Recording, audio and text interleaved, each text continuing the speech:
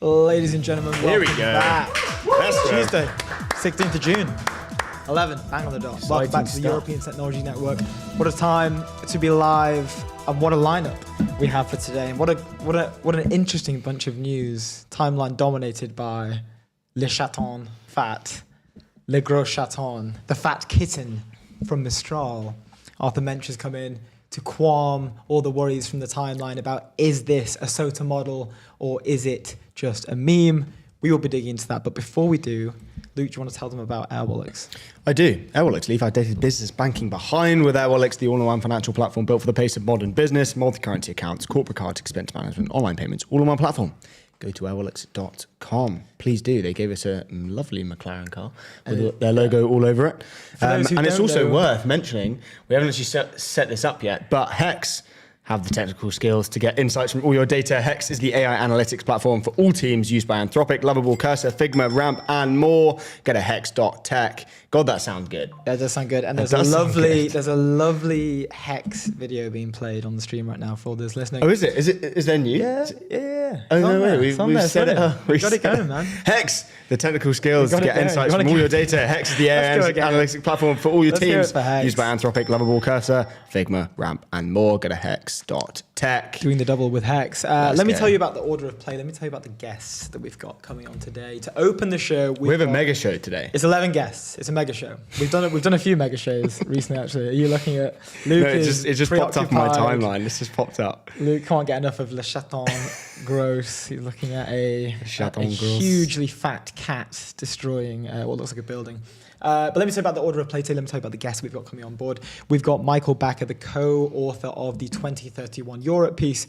He is also a senior researcher at DeepMind. He's going to be opening the show today to talk about the piece that went viral. We discussed it very briefly on the show on last Thursday, but he's going to give us a breakdown saying, what did Europe do now? I mean, this piece was released before the Fable 5 recall, the timelines. It's pretty well timed, to say the least. Yeah, and then the timelines that the co-authors of the piece gave were actually they predicted some sort of like export leverage control from the US on non-domestic users of the frontier models.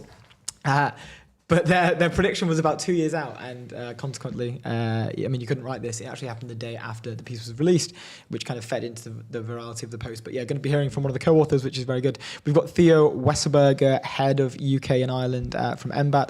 Tom Occhino, chief product officer at Vercel, who's recently done a lovely event in London. We're going to break down how the event went. Following that, we've got Theo Wasserberg, head of UK and Ireland at Embat.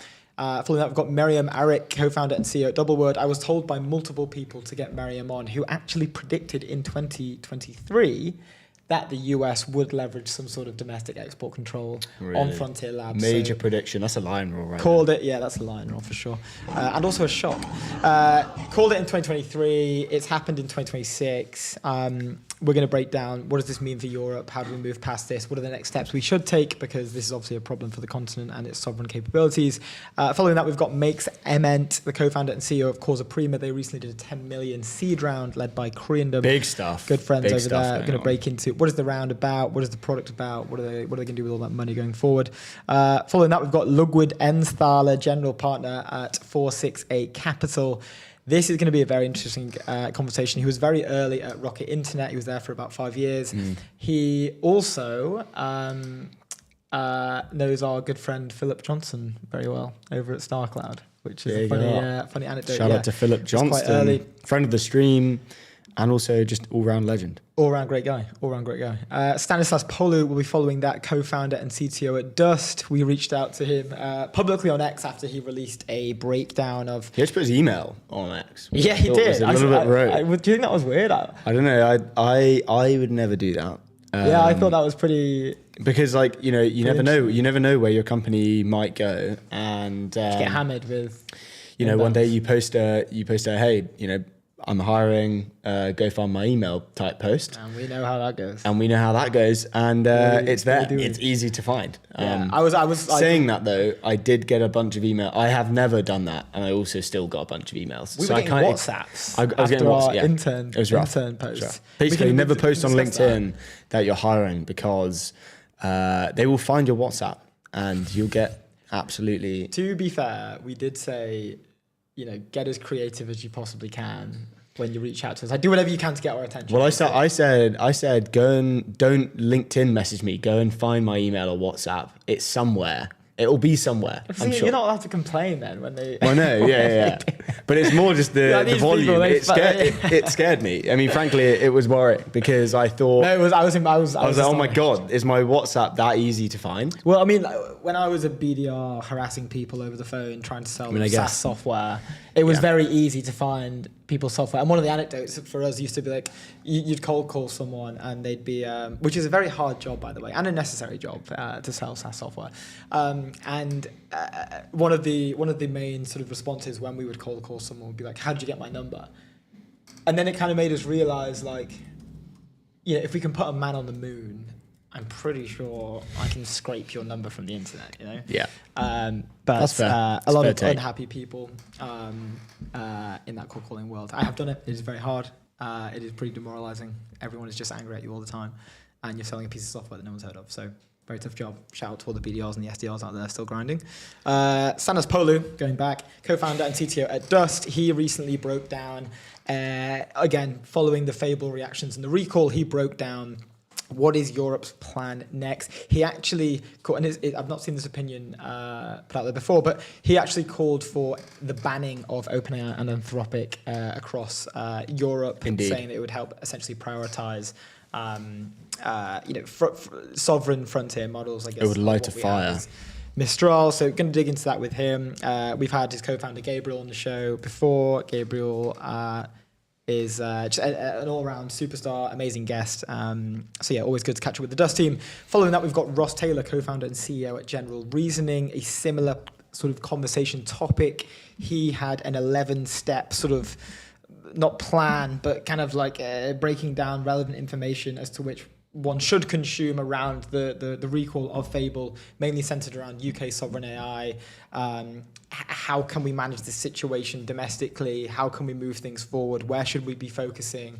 And he had some really interesting points. We're basically just going to go through his 11 bullet point tweet thread with him and interview him live about that. This individual, Ross Taylor, people who like know their stuff about AI told us this guy knows his stuff about AI. Yeah. So it's like, you know, it's your rapper's favorite rapper coming on to break down the Fable recall of very niche tech of frontier AI models. Yeah. It's your researcher's favorite research. I was like kind of tipped off by a very, very well-known kind of solo GP. I won't mention their name. And they said, you should get this guy on. This guy's the guy. And so I pinged him, and lo and behold, he is coming on the show. Very lucky to be in this position to be able to interview frontier AI talent.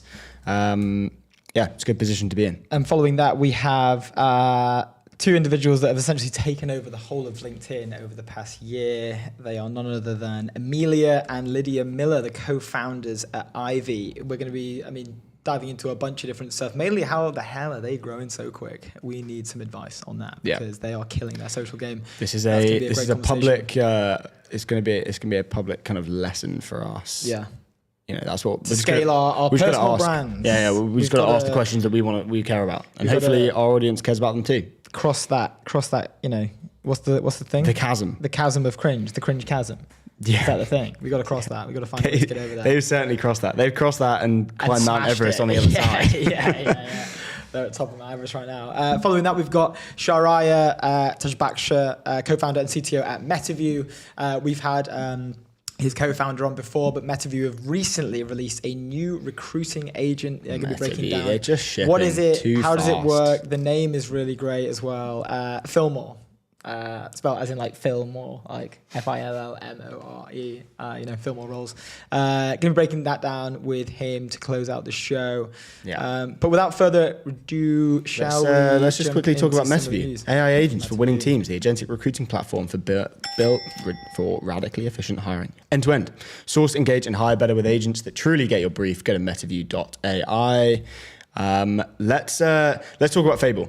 Obviously, this was the big news that came out of this weekend and rolling into this week. So Anthropic has suspended the access to Fable 5 and its Mythos models to anyone who is outside of the US. That obviously, which surprised me, also included Anthropic employees who aren't... including Ilya. Yes. And, Demis. And basically anyone working at the Frontier AI cannot be using anything, which is kind of nuts. Anyway, let's dive in. So the FT said Anthropic scrambles after Trump administration freezes its top AI models. The Trump administration's decision to force Anthropic to suspend its advanced AI models days after the $900 billion company released them to the public has blindsided the AI industry and raised questions over Washington's approach to the technology. The Department of Commerce on Friday imposed export controls on Anthropic's newest models, Fable and Mythos, barring foreign nationals from using the technology and prompting the company to suspend both systems for all users. Anthropic was given 90 minutes to comply and was not provided with detailed concerns before the order was issued, according to people close to the company. Over the weekend, the company has flown in a senior technical team to Washington in an effort to contain the fallout. Nuts. But the directive followed a report by Amazon researchers identifying a potential jailbreak in Fable, a way of bypassing the model's guardrails and extracting information about security vulnerabilities in software, according to a person familiar with the matter. We love those people. We do love those people. Amazon shared its findings with Anthropic. So a bit of backstory on it. Okay, everyone, we've watched the Mythos saga, which is now kind of evolved into the Fable saga. Well, let's go further back, right? So like March. How far you want to go? I want to go to March. That's quite far back in the AI world. That is quite far March, Anthropic was labelled, obviously, as a supply chain risk by the Department of War. Yeah. And that kind of kicked this whole thing off. Trump and Dario have not been really seeing eye to eye with kind of frontier models and how they should be used, where, one from a government perspective, but then also from a kind of public use perspective as well. And then obviously the Mythos preview and Fable kind of followed. Well, Mythos followed a few weeks later, then Fable a few weeks later after that. And these milestones, like the Anthropic and Department of War debacle, we've discussed it many times on the show.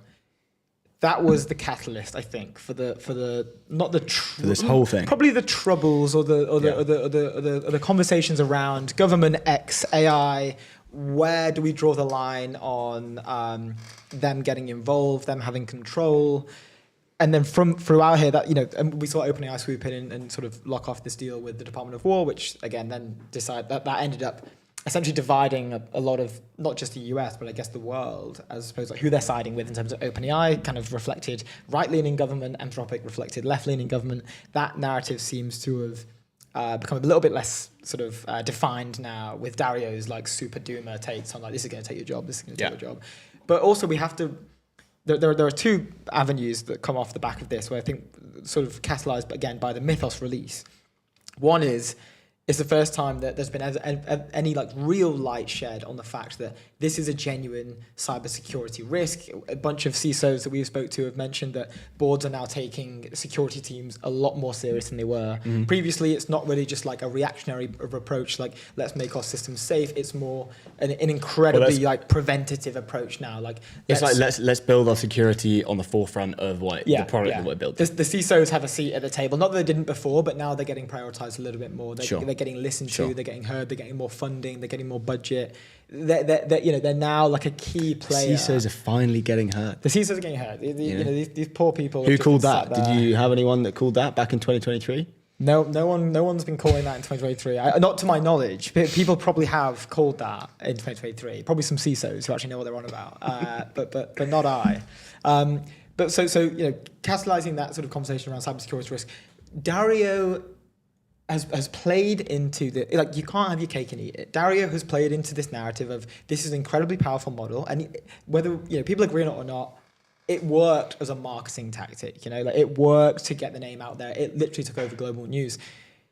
You can sort of, if you are going to go down that route, you can't release it to the public. But you can't be surprised. It's a narrative thing, right? But it's like Mythos was world destroying, never touch this thing. If we release this thing, all hell breaks loose, whatever. But to be fair, a few weeks later, he wasn't a more capable model is then released to the public. How do you even get better? And then a few days later, obviously it's going to be, suspended.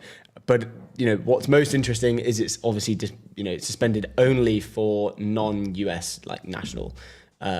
So yeah, that's like obviously, and I think there are good reasons for that from their side. I also saw some takes and like, why not use Fable to jailbreak Fable to make sure that it doesn't get suspended? I saw another one. Like, someone was using Opus and they were like, "Make Fable, make no mistakes," which I thought was great. So I'm gonna put it out there. You know that meme where like, or that picture where that guy's like standing in the church and like you like confess. You know that picture on X that kind of goes where like he stood viral. up? Where he stood up. Yeah. It was a chorus. It's like, I actually really like Opus 4.8. really Prefer like it it. over Fable. I would never use Fable. So like a timeline of what happened. So obviously it initially leaked that Andy Jassy and some of the Amazon researchers were the ones who brought this jailbreak avenue to the attention of the US administration. Indeed. There was another story that was developing, I think it was from Axios, that put out that it actually fallen into the hands of Chinese researchers, which then prompted these security concerns around domestic safety. Should the Chinese have access to this if it's not even released to the public yet? This is really, a really big problem for the US, given that there's a race going on and just, again, overall geopolitical tensions. So those two avenues were essentially what prompted these conversations. Now, as Luke mentioned, we've seen the Anthropic senior research staff have actually flown to Washington to sit down. It's said that both parties are feeling comfortable and both parties are looking for a way to resolve the situation, right? Like, there is no realm in which this ends with Anthropic leaving the US. That would never happen. The US need Anthropic and Anthropic needs the US, right? Anthropic wouldn't be Anthropic in any other country. They have to rely on the regulation, they have to rely on the funding, they have to rely on the talent, they have to rely on the speed at which they can move, and you don't get that anywhere else apart from in the US, especially for like an AI lab. So there's no world in which, like, I can't see by the end of this week, a deal is announced or like an understanding has come to. Anthropic moves everything over to King's Cross, and King's Cross becomes its own data center. Well, do you remember, like, that was like not really a thing. No, we're not Khan. maxis for these AI models. Leaders to move over to. Well, it would make we think it would. They would fail. Sense. I mean, we had this conversation last week. Yeah, another co-author of 2031. It's like if an AI lab was magicked into Europe right now, it would die. It would die instantly. It's like picking up a fish and out the sea and putting it on land. Like the environment is not set up to support that fish. Not yet. We will get there, and we're going to speak to people, today. We're not dooming on this. How can we? How can we turn these fish amphibious? Exactly. Is that the one where they're on land? We've still got Le Chaton fat, so Yeah, well, we're going yes. So we do have Le Chaton fat, and we can dig into that. Is it SOTA? Is it a meme? But yeah, it does seem to be that this is. So one thing that we probably should touch on is the fact that yes, this has been rolled and recalled for all non-US citizens. Yes. So Ilya Sutskever is at Anthropic right now as an Anthropic employee, one of the godfathers of modern AI, and he cannot work on frontier research. Yeah. Nuts. That is insane to me. That is like mind-blowing. I don't even know, I don't even want to know. I do want to know what they paid him. Like the package, it must be obscene. It must be. Yeah, now he can't. Do you remember the AI trade wars that were happening with the salaries we were seeing? We were seeing literally $1 billion pay packages for very seasoned researchers. But Ilya is like. It will be in there. Ilya's like team of the year pack. Like Ilya's like you've pulled the rarest one of one card, right? Yeah. So like I can't even imagine what his package is. I think so the statement from Anthropic came out. This came out on June 12th, so it's been a few days, right? But it says statement on the US government directive to suspend access to Fable 5 and Mythos 5. Now it sounds almost like they don't want to do this, right? So it's the US government, citing national security authorities, has issued an export control directive to suspend all access to Fable 5 and Mythos 5 by any foreign national, whether inside or outside the United States, including foreign national Anthropic employees. The net effect of this order is that we must abruptly disable Fable 5 and Mythos 5 for all our customers to ensure compliance. Access to all other Anthropic models will not be affected.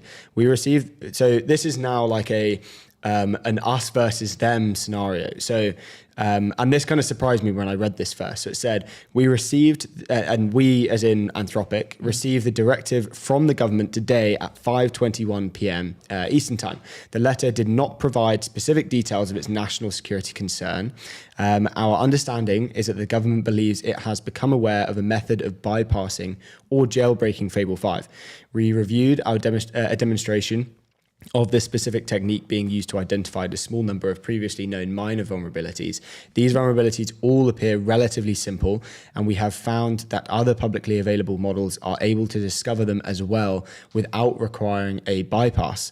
But that there is the price you pay for marketing and launching the product in the way they did. If other models can do it, fine. But they're not the ones saying like, hey guys, this model's going to end the world. Yeah. Like, you can't do that and then be like, hey, well, why are you banning my model? Like, that's just obviously the most powerful government in the world. Well, then, so I think the FT touched on this, right, where it said the government's freeze does not, however, apply to leading models from Anthropic's competitor, OpenAI, despite those having demonstrated comparable capabilities. And this is again like kind of proving just kind of pushing down further into the us versus them in terms of the Trump administration and the Dario kind of argument. And an example again would be the UFC fight that happened at the White House. Dario wasn't there, but Zuck, he's there. So but Zuck's down with that, like he's Zuck's down, like, fine. But have you like, seen the video of him at the UFC? There's things like where it's like, like there were tweets talking about like, hey, like, he's being almost like excluded from the party. Yeah. Honestly, if Dario received an invitation, I don't even think he'd go. I don't think he did. I do think he was like purposely not. No, I think you're right, but I thought it was super funny. But yeah, Zuck loves that stuff. Like Zuck, like he trained like UFC for a while. I just remember him and Musk were there was Zuck, he probably still rumors does. of the fact. I think Musk was calling him out for a cage fight a while back, and this is when it came out that Musk would use his famous walrus technique. He's saying he's trained in the walrus, where he grabs people and just falls on top of them, and that was his move. That's why he knew that he would win. And then and then so like all like the Twitter maxis or like the Reddit maxis where they're like, actually, if we look at like a weight disparity between Mark and like Musk, like Musk is definitely going to win. I was like, well, actually, Mark has been training in UFC for 7 months now, and like so there's just like a bunch of like a completely like ridiculous debate on like a topic that would never happen. I think it was like agreed that Musk but there were like inklings of like these fights. Well, because I don't know whether the fight rumors started and then Zuck started training. I can't remember what came first. No, I think that's just a personal thing that he just wanted to do. Yeah, because he had his rebrand and he did a tremendous job. It's part of the rebrand. Rebrand. I remember when this is pre-rebrand when he did a podcast, or he was interviewed on national television, and behind him is a bookshelf, and on the bookshelf there's a couple books. It's like very bare. And then there's like a Baby Ray's barbecue sauce like behind him in the shop, and everyone saw it and was like, why is there barbecue sauce on the shelf? And someone reposted it like saying like Mark is like an alien, and it's like like I am a human. Like what do humans like? Humans like barbecue sauce. Like put barbecue sauce on shelf makes me more human. So everyone's kind of saying like, oh, he's debugged. Like someone needs to change his battery. He's debugged. Needs to go through an update, which is super funny. But it's nice. I like a little bit of that's kind of all gone. That's kind of all died down. You do see hints of the old self when he did the Theo Von. He did a podcast with Theo Von. Theo Von's like, do you drink coffee? And he's like, recreationally sometimes. No, he's like nah. And I was like, what? Like, how would you drink coffee recreationally?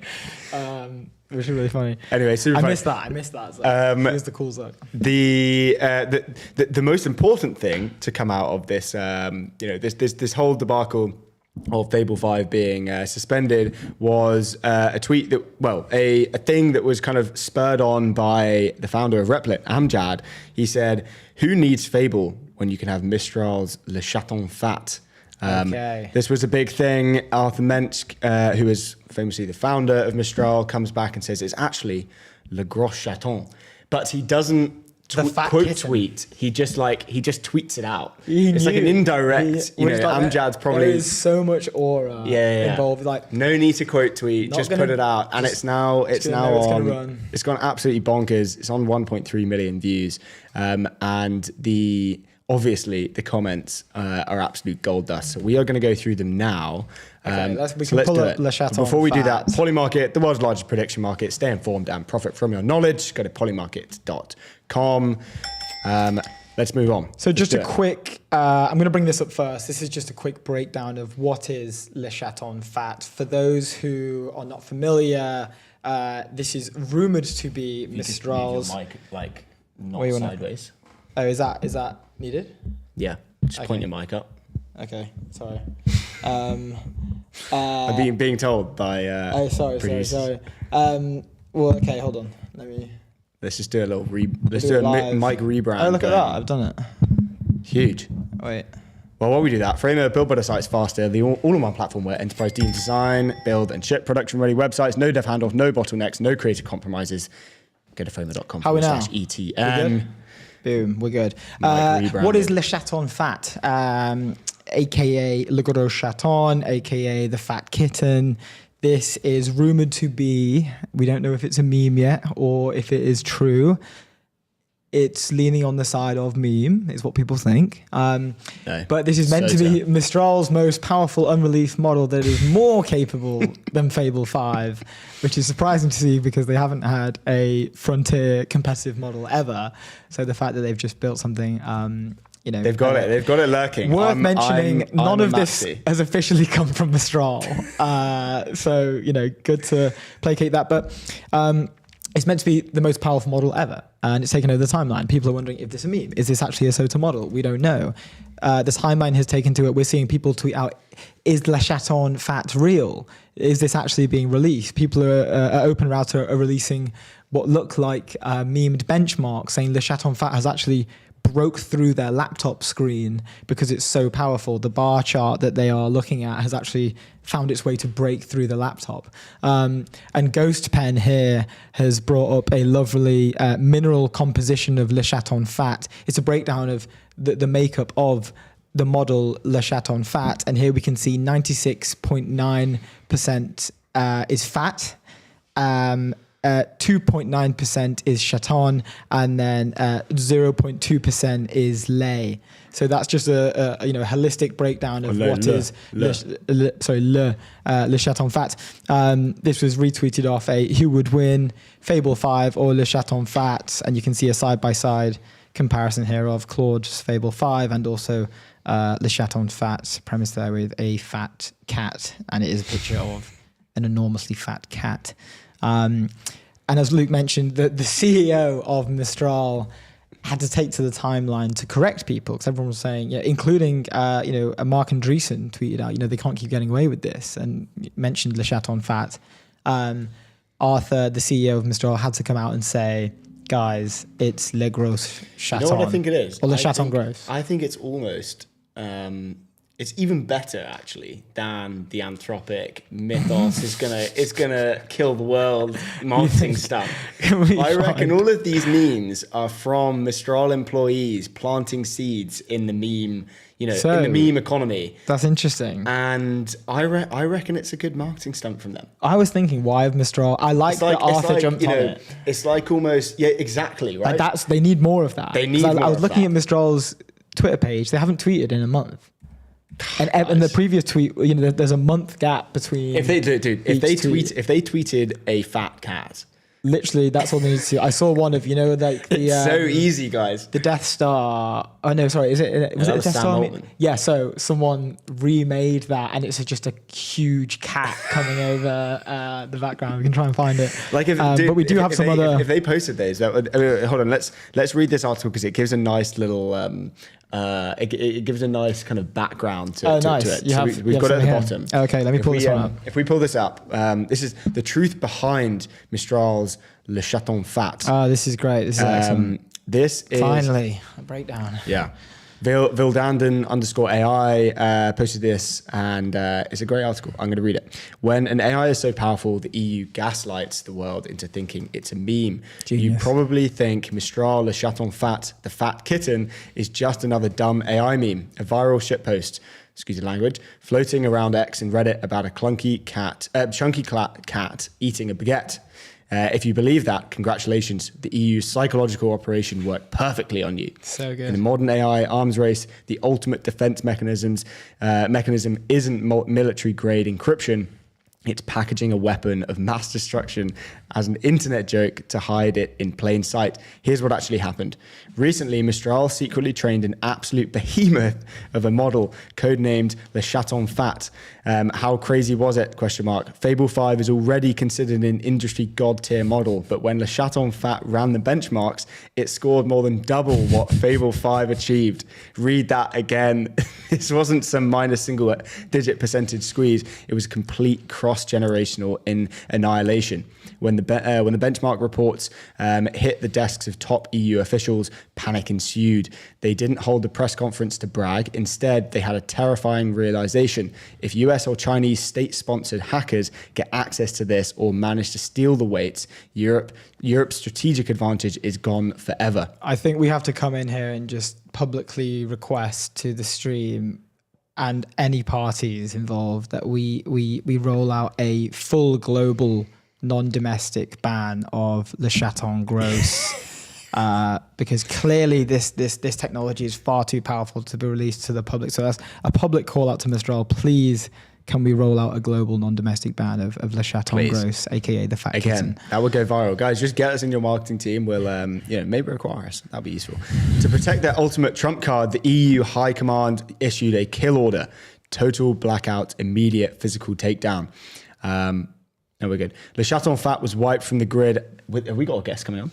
Yeah, 11:45. Oh, okay. Le Chaton Fat was wiped from the grid within hours of its internal discovery, but because the takedown was so abrupt, some tech insiders had already backed up the benchmark screenshots. Fearing public backlash and international espionage, the EU took drastic measures. They deployed a massive state-level bot farm to aggressively hijack the narrative. Overnight, hundreds of thousands of bots flooded the timeline. Guys, don't be gullible. Le Chaton Fat is just a meme. It's just Mistral engineers shitposting, excuse the language, who should name an AGI a fat kitten. They successfully buried the existence of world-altering AGI under a mountain of weaponized entertainment. The cover-up was flawless until yesterday. During his speech, Macron had a slip of tongue. He proudly claimed France is the only country in Europe to have an LLM model capable of competing with the great Americans and the great Chinese with Mistral AI. The general public thought he was just being a typical boastful politician, but industry insiders broke out in a cold sweat by saying, capable of competing, Macron was actually being incredibly humble. The fat kitten doesn't stand next to the top tier models from American or Chinese. It curb stomps them. Unfortunately, the internet has the memory of a goldfish. The masses have been thoroughly brainwashed. Everyone now genuinely believes Le Chaton Fat is just a funny JPEG to spam in the replies. The truth is fading, and those who know it are too afraid to speak up. The AI arms race isn't just about compute anymore. It is a ruthless espionage war. You think you're laughing at a fat cat meme, but somewhere in an underground European data center, that cat is calculating the trajectory of our entire future. Yeah. So well written. That is a great article, and I believe them. I think it's a generational marketing run, flip-flopping around whether it's true or not, and I think they've landed on a perfect round of it's still a meme, but in the background, no one actually realizes how much it's cooking. With Le Chaton Fat. But that is the saga of Le Chaton Fat. It's a great saga. Let's quickly jump into the UK's social media ban, if we can. Now, this was the timeline very much yesterday. There were some funny memes and funny videos that came out of it. But we're going to touch on, one, the story, and two, what platforms are included, and a bunch of other details. So that high level social media ban for under 16s, Starmer has rolled it out. It has been in the works for a while, and the rollout it's not starting immediately, but it's going to start taking place early next year. So it's actually not that far away. But the FT has put out a piece on this saying the UK ban on TikTok and YouTube will make children happier, says Keir Starmer. PMX says he expects ban on under 16s using some platforms to be in place early next year. So like, before we dive into this properly, Australia had rolled out a social media ban before, but YouTube wasn't included in that rollout. Some of the platforms that are included in this rollout do include YouTube. It includes TikTok. It includes Snapchat. It includes X. It doesn't include Blue Sky, which I find insane. If you're going to include X, you kind of have to include Blue Sky, but no one really is bothered about what's going on there. Well, there was a backlash that Blue Sky wasn't banned, stating it was, some form of kind of, government, plan, basically. Well, yeah, I guess it's like slightly left-leaning. Yeah. But they have come out and said that there is a plan to kind of ban Blue Sky as well. So Britain's restrictions, they'll be modelled on Australia. So Facebook, Instagram, Snapchat, Reddit, TikTok, X, YouTube, and Twitch will be included. Other sites such as Blue Sky and dating apps are also likely to be included, but Pinterest, YouTube Kids, and messaging services such as WhatsApp will not be banned. So yeah, it kind of sheds a little bit of light. I think there should be more light shed on YouTube generally. I think YouTube long form should definitely not be banned. YouTube Shorts, if they want to go and ban people scrolling for 24/7, go and ban YouTube Shorts, do what you like. But I think actual YouTube should remain. Yeah. Some more info from the piece. Starmer has shifted position on social media after months of pressure from parents and campaigners. He said the ban was not something I do lightly, but the UK had agency to tackle tech companies. The minimum age on certain sites is expected to rise to 16 from an average of 13, echoing a recent pioneering social media ban introduced in Australia. The UK is looking to go further than Australia with proposals including a ban on live streaming. Oh, what the hell, dude? That would apply to gaming sites. It's all right, to gaming sites. Our audience is so basically Twitch, they say gaming sites. The government said it would also look at overnight curfews and breaks in infinite scrolling for under 18s to restrict late night internet use. Messaging apps including WhatsApp and Signal would be excluded from the UK social media ban, but platforms such as Snapchat, TikTok, YouTube, Instagram, Facebook, and X would be included, the government said. I can't Facebook as well. I mean, it's a shame now because, back in the days of using all these platforms, Facebook was something that I grew up with. X, not so much, but, Facebook was a pretty core part of my childhood and my upbringing because I could message, random people. I think I met my first girlfriend through at a party, and then we communicated on Facebook. It's a part of growing up. You set your status, you have your box, and you put your friends in your box. Yeah, but nowadays I think it's more of a scrolling. Now they're all, messaging. They've all adopted, and interestingly, Facebook was actually the first one to have that capability. Social. They're not social media. No, they're not. They're attention machines, which I think is okay to recognize, and they all essentially fit this. Apart from Snapchat, all kind of fit the same format of scrolling. TikTok, YouTube Shorts, yes, Instagram Reels. Very powerful. I assume Snapchat. I haven't been on Snapchat for years, but I assume they've added. They must have some form of scrolling kind of thing. But I understand that is true. They are all. They have. They have they? Wow. Oh, that's insane. Are you on Snapchat? I'm not 18 years old. Chief of Staff is on Snapchat. Our Chief of Staff is on Snapchat right now. You're fired. He's live streaming on Snapchat as we speak. I understand there's good ads on Snapchat. Well, they have good ads. They do have good ads. It's good product. It's like Instagram. Instagram have incredible ads. But I think as a whole, this is very typical of, I think, the government when they approach these sort of technological restrictions or bans, they will blanket ban something.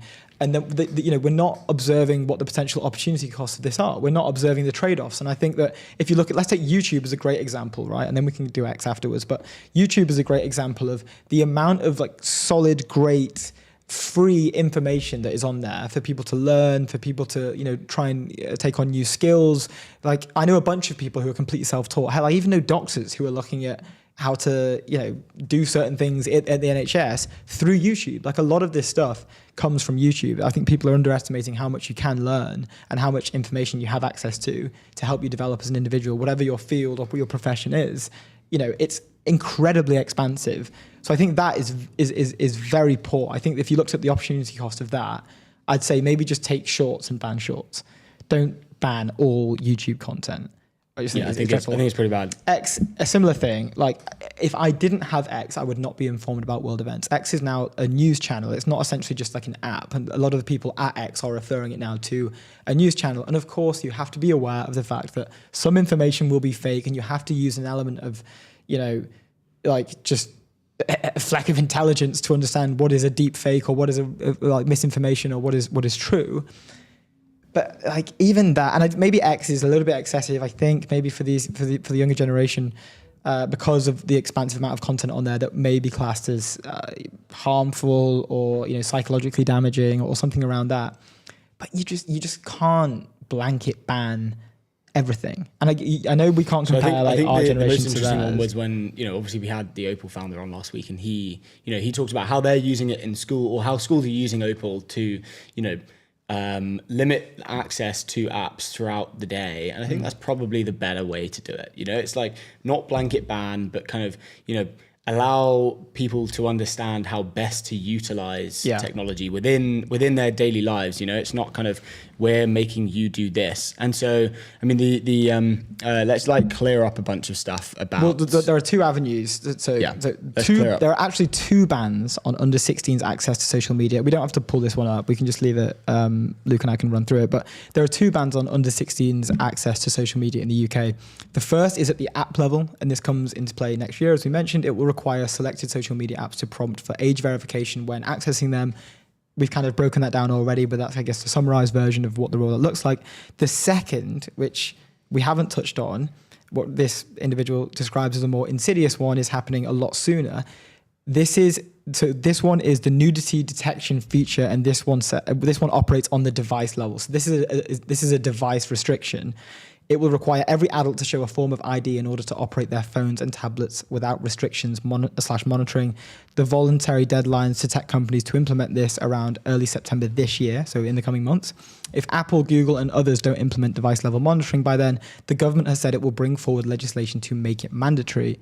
People saying just use a VPN are not understanding how this works, and they kind of break down what the flow is. So that seems a little bit drastic to bring device-level constraints. I appreciate that with a rollout that is not a device level constraint, people will find ways around this. Like, you get a VPN, yes, and I understand. Like, let's take the device level constraint out. That you get a VPN, you use your older sibling's phone, you get on the family laptop, you do whatever you can to get around it. And kids do, they adapt, they change. Like, I remember my parents when they'll figure out a way. Yeah, like my parents when I was younger, they used to take our phones off us around 7 p.m. to go to sleep as a measure of an early version of like, let's control how much our kids are on screens or staying up super late and not getting up in the morning. So they used to take our phones. We would go to the like 3 shop or the I think it was called the Car Phone Warehouse shop, and they had a bunch of phones you can just buy in there. But they also had display phones, which were just made of plastic, but they looked like a real phone. And we knew that they used to throw them out. So we went in there and asked them, like, hey, can we have a display phone of this phone? It was my phone. I can't remember, like maybe like a BlackBerry.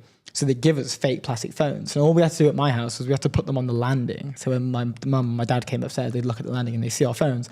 So we put replica plastic phones of our phones on the landing, and then we'd like play doodle jump till like 4 a.m. or play Angry Birds till like 5 a.m, which is obviously dreadful. But like, we were 13, maybe 12. That teaches you how to get through life. But I think that was a fun skill I learned. I learned to adapt. I learned to change. I stayed up till 5 a.m. playing games. Might not be running a leading tech show. I think these things are sometimes necessary.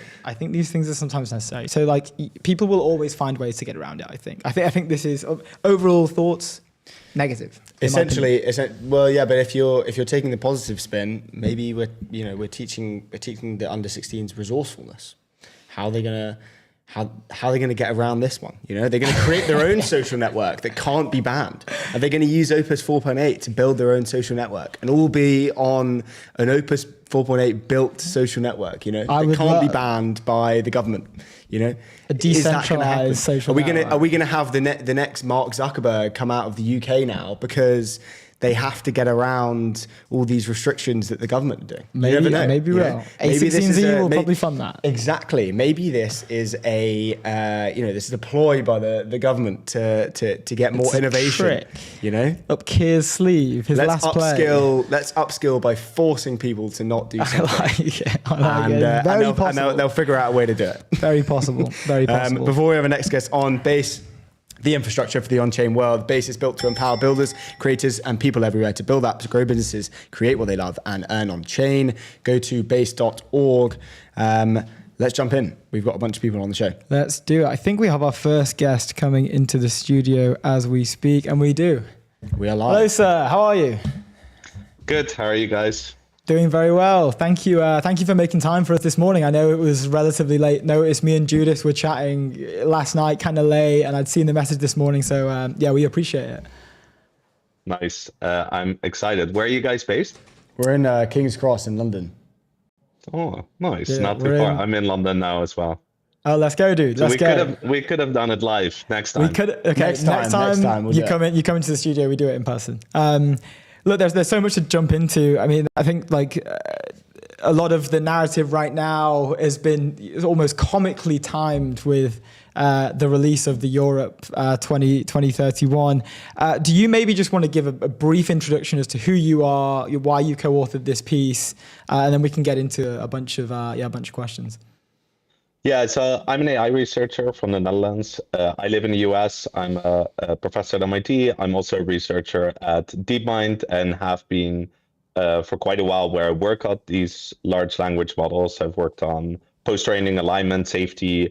And throughout my time there, and also being in the US and spending a lot of time in the Bay Area, I just see how extremely fast this technology is moving.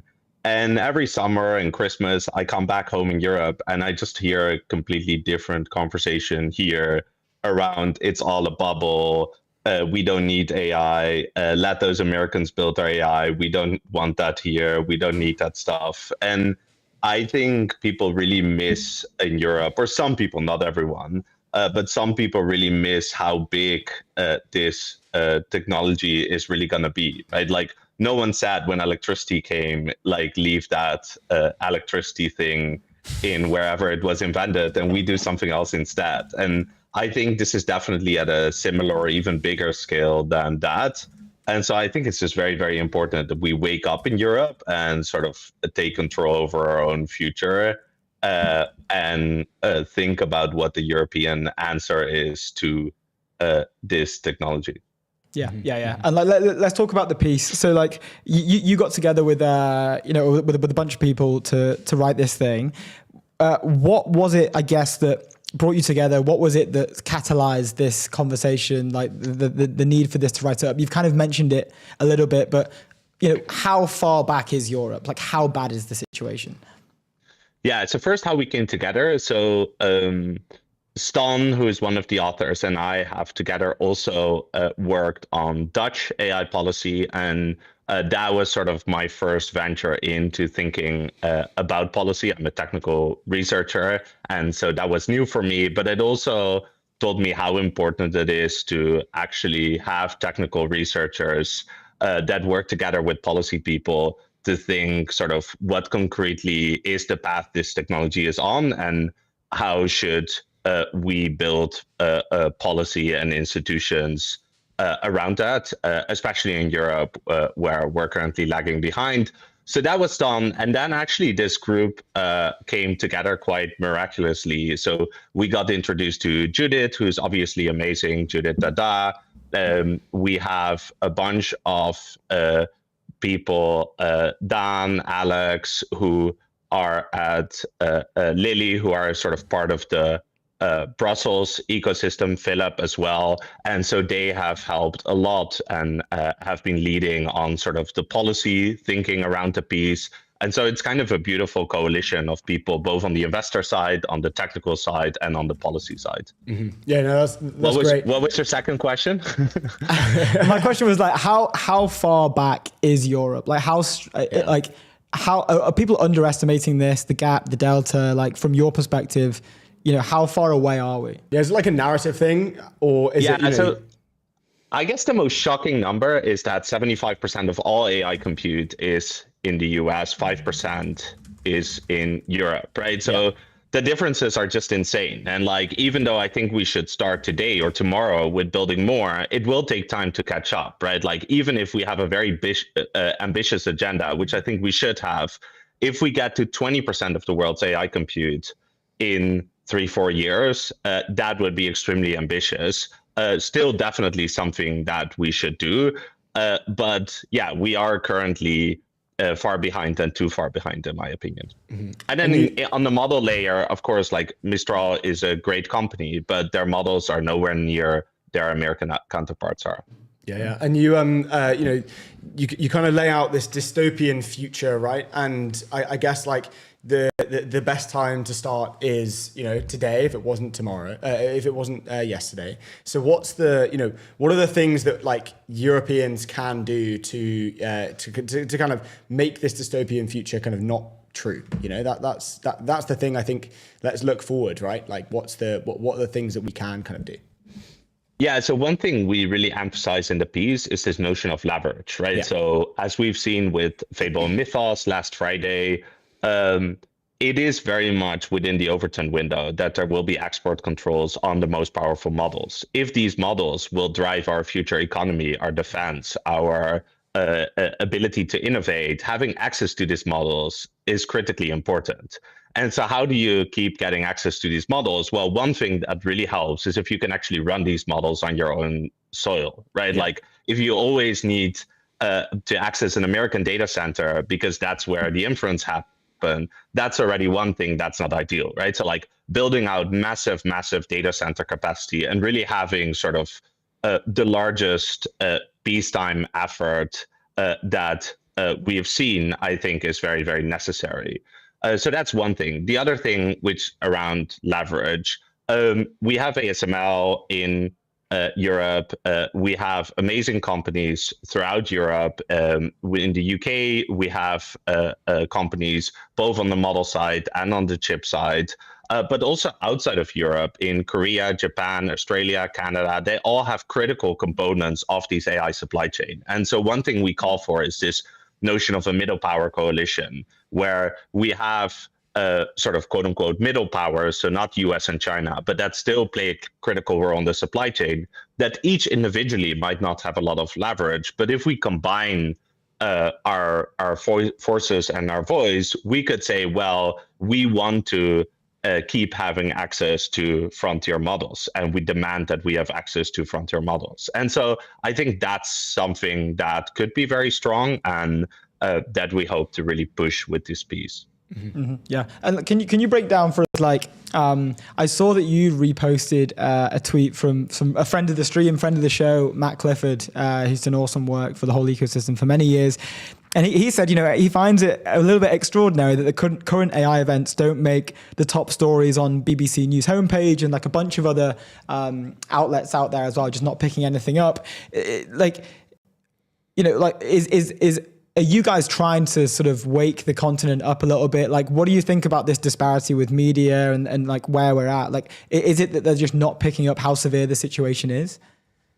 Yeah, so 2-3 months ago when we started this piece, or when we started writing and thinking what we should write, we were thinking, okay, who do we ultimately want to reach? And like, initially we were thinking, maybe the sort of Brussels policy ecosystem. But then we realized that to really sort of build support for this effort, ultimately you need to reach sort of readers and listeners all across Europe. And so our focus from then onwards has been very much to sort of wake up sort of society broadly. And that's also why we decided on this sort of narrative AI 2027 style, because we saw with AI 2027 that really resonates with a much broader public. So it's been insane for me and others the last few days that I have random friends from high school who I haven't spoken with since that reach out to me, that 3 people from different directions sent them this piece without even knowing that they went to high school with me, right? So like,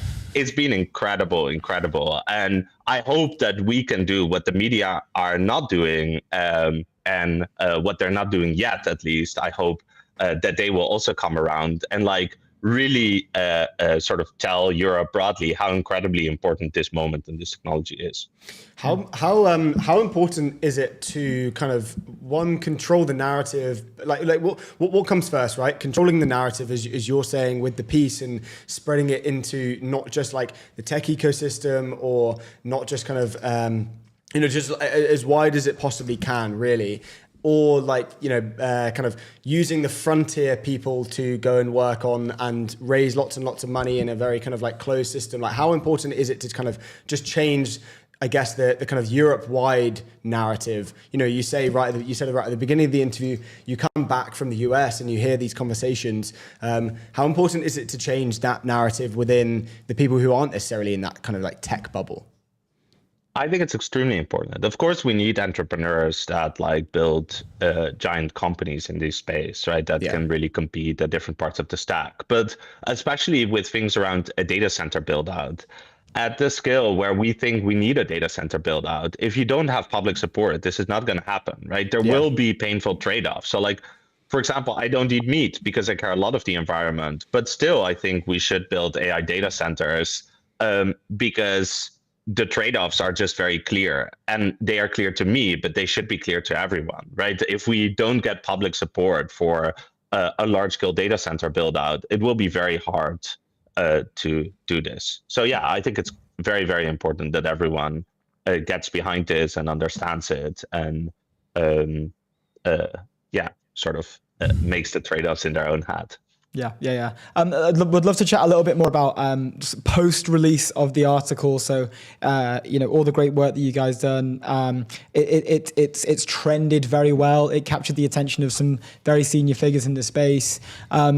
What's it like? What's it been like since the release? Are people that you hope to reach? Are they engaging with you and opening their minds a little bit? Have you, do you think that it's been a success? Like, how are the conversations progressing?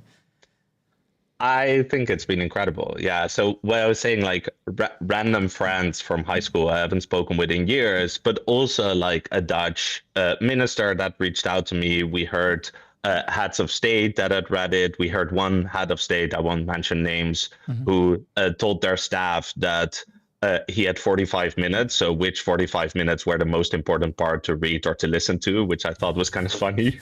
And so, it's been insane. We have had a lot of people in the US who read it. So loads of colleagues at MIT and at DeepMind reached out to me with support. And so, not only for me, but for all authors, it has been really, really cool. Awesome. And I guess in terms of the next steps that we take from here, do you have a rough idea or, a ballpark area of what are some of the things we should now be thinking of doing? Is it, capital influxes to existing neo labs? Is it, let's work out where the bottlenecks are and where we're most vulnerable? Do we find a way to get more leverage, as you say? Where do we start? What do you think the plan is over the next few years? Yeah, so I think sort of all of the above. So we have to make sure that there's capital available to do very ambitious things, right? So we should do the basics. So making sure we have more energy and compute available. But we have, for example, a very strong semiconductor ecosystem in Europe. How can we build that out? How can we nurture that more?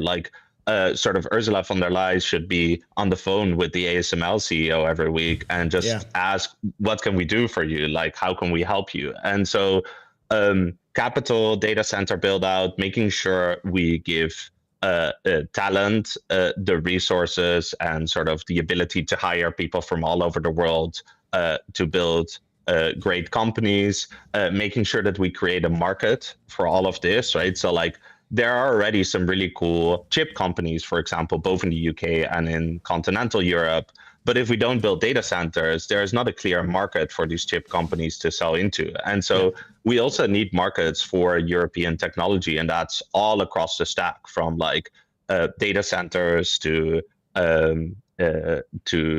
chips. And finally, we hear a lot of pushback on won't this come with a lot of cost for the environment? And I totally agree with that. And there are hard trade-offs, but I think that also means that we should be leading in innovating on making data centers more sustainable, making chips more sustainable, right? We shouldn't sit on the sideline and just use American models, because those emissions then just happen in the US, right? We should take matters in our own hand and build a better ecosystem. Amazing. Can we? Do you think we'll see any other pieces come out from the group, or is this, what's the plan there? I can't tell, but we're definitely people always say you got to plan for success, and we did plan for success, but not for so much success. And so for us, it's also a bit of a shock what happened and what we should do now. Like, I haven't got invited to more events in my whole life, I think, than in the last week. Loads of sort of sovereignty, go Europe. There are Europe 2031 events where people together listen and read the piece. It's been absolutely bonkers. So we're actually trying to plan a meeting today or tomorrow with the whole author team on sort of guys, this is great, but what are we going to do with all this energy? Also, loads of people emailed us to reach out to help. We haven't gotten back to most of those yet, but we definitely plan to, and also think about how to sort of funnel that energy. And so if you want to help, we have a form on the website that you can reach out to. Awesome. Well, thank you for joining us, man. Congrats on all the great work, and congrats on the great success. We appreciate you you doing all this. We know that we've got good people on it. Awesome. Thanks for having me, guys. Good stuff. Cheers, man. Have a good one. Cheers. Before we have our next guest on, Metaview AI agents for winning teams, the agentic recruiting platform built for radically efficient hiring, end-to-end. Source, engage, and hire better with AI agents that truly get your brief. Go to metaview.ai. Next, let's move on. Tom over at Vercel, Chief Product Officer. Tom, welcome to the stream. Hey, team. Thanks for having me on. No, absolute pleasure. How are things? You've been in London. Are you in London right now? I am in London. Yeah, I've been here since Thursday morning, and it's awesome. I mean, the weather's been great. We've had a bunch of events already. It's doing great. Let's go. Well, let's break it down. You know what? Why are we so lucky to have Vercel in London? I remember last time you guys kind of took over the timeline doing a kind of like a pop-up style event in London. I remember seeing videos. You guys killed those. Yeah, there was videos of people queuing up down the street, which is really funny. But why is Vercel back? This is our first major event in London, but I was here in January, and my gosh, the energy was just incredible. So we decided to take our flagship event, Vercel Ship. We decided to take it on the road, and we're better than London, especially this time of year. We're having a great time. We're meeting so many great people from the industry, from the community, a ton of great customers. Vercel has a bunch of great customers in the region. So we're excited to be back. Awesome. So cool, dude. I've got a few questions that I want to dig into, mainly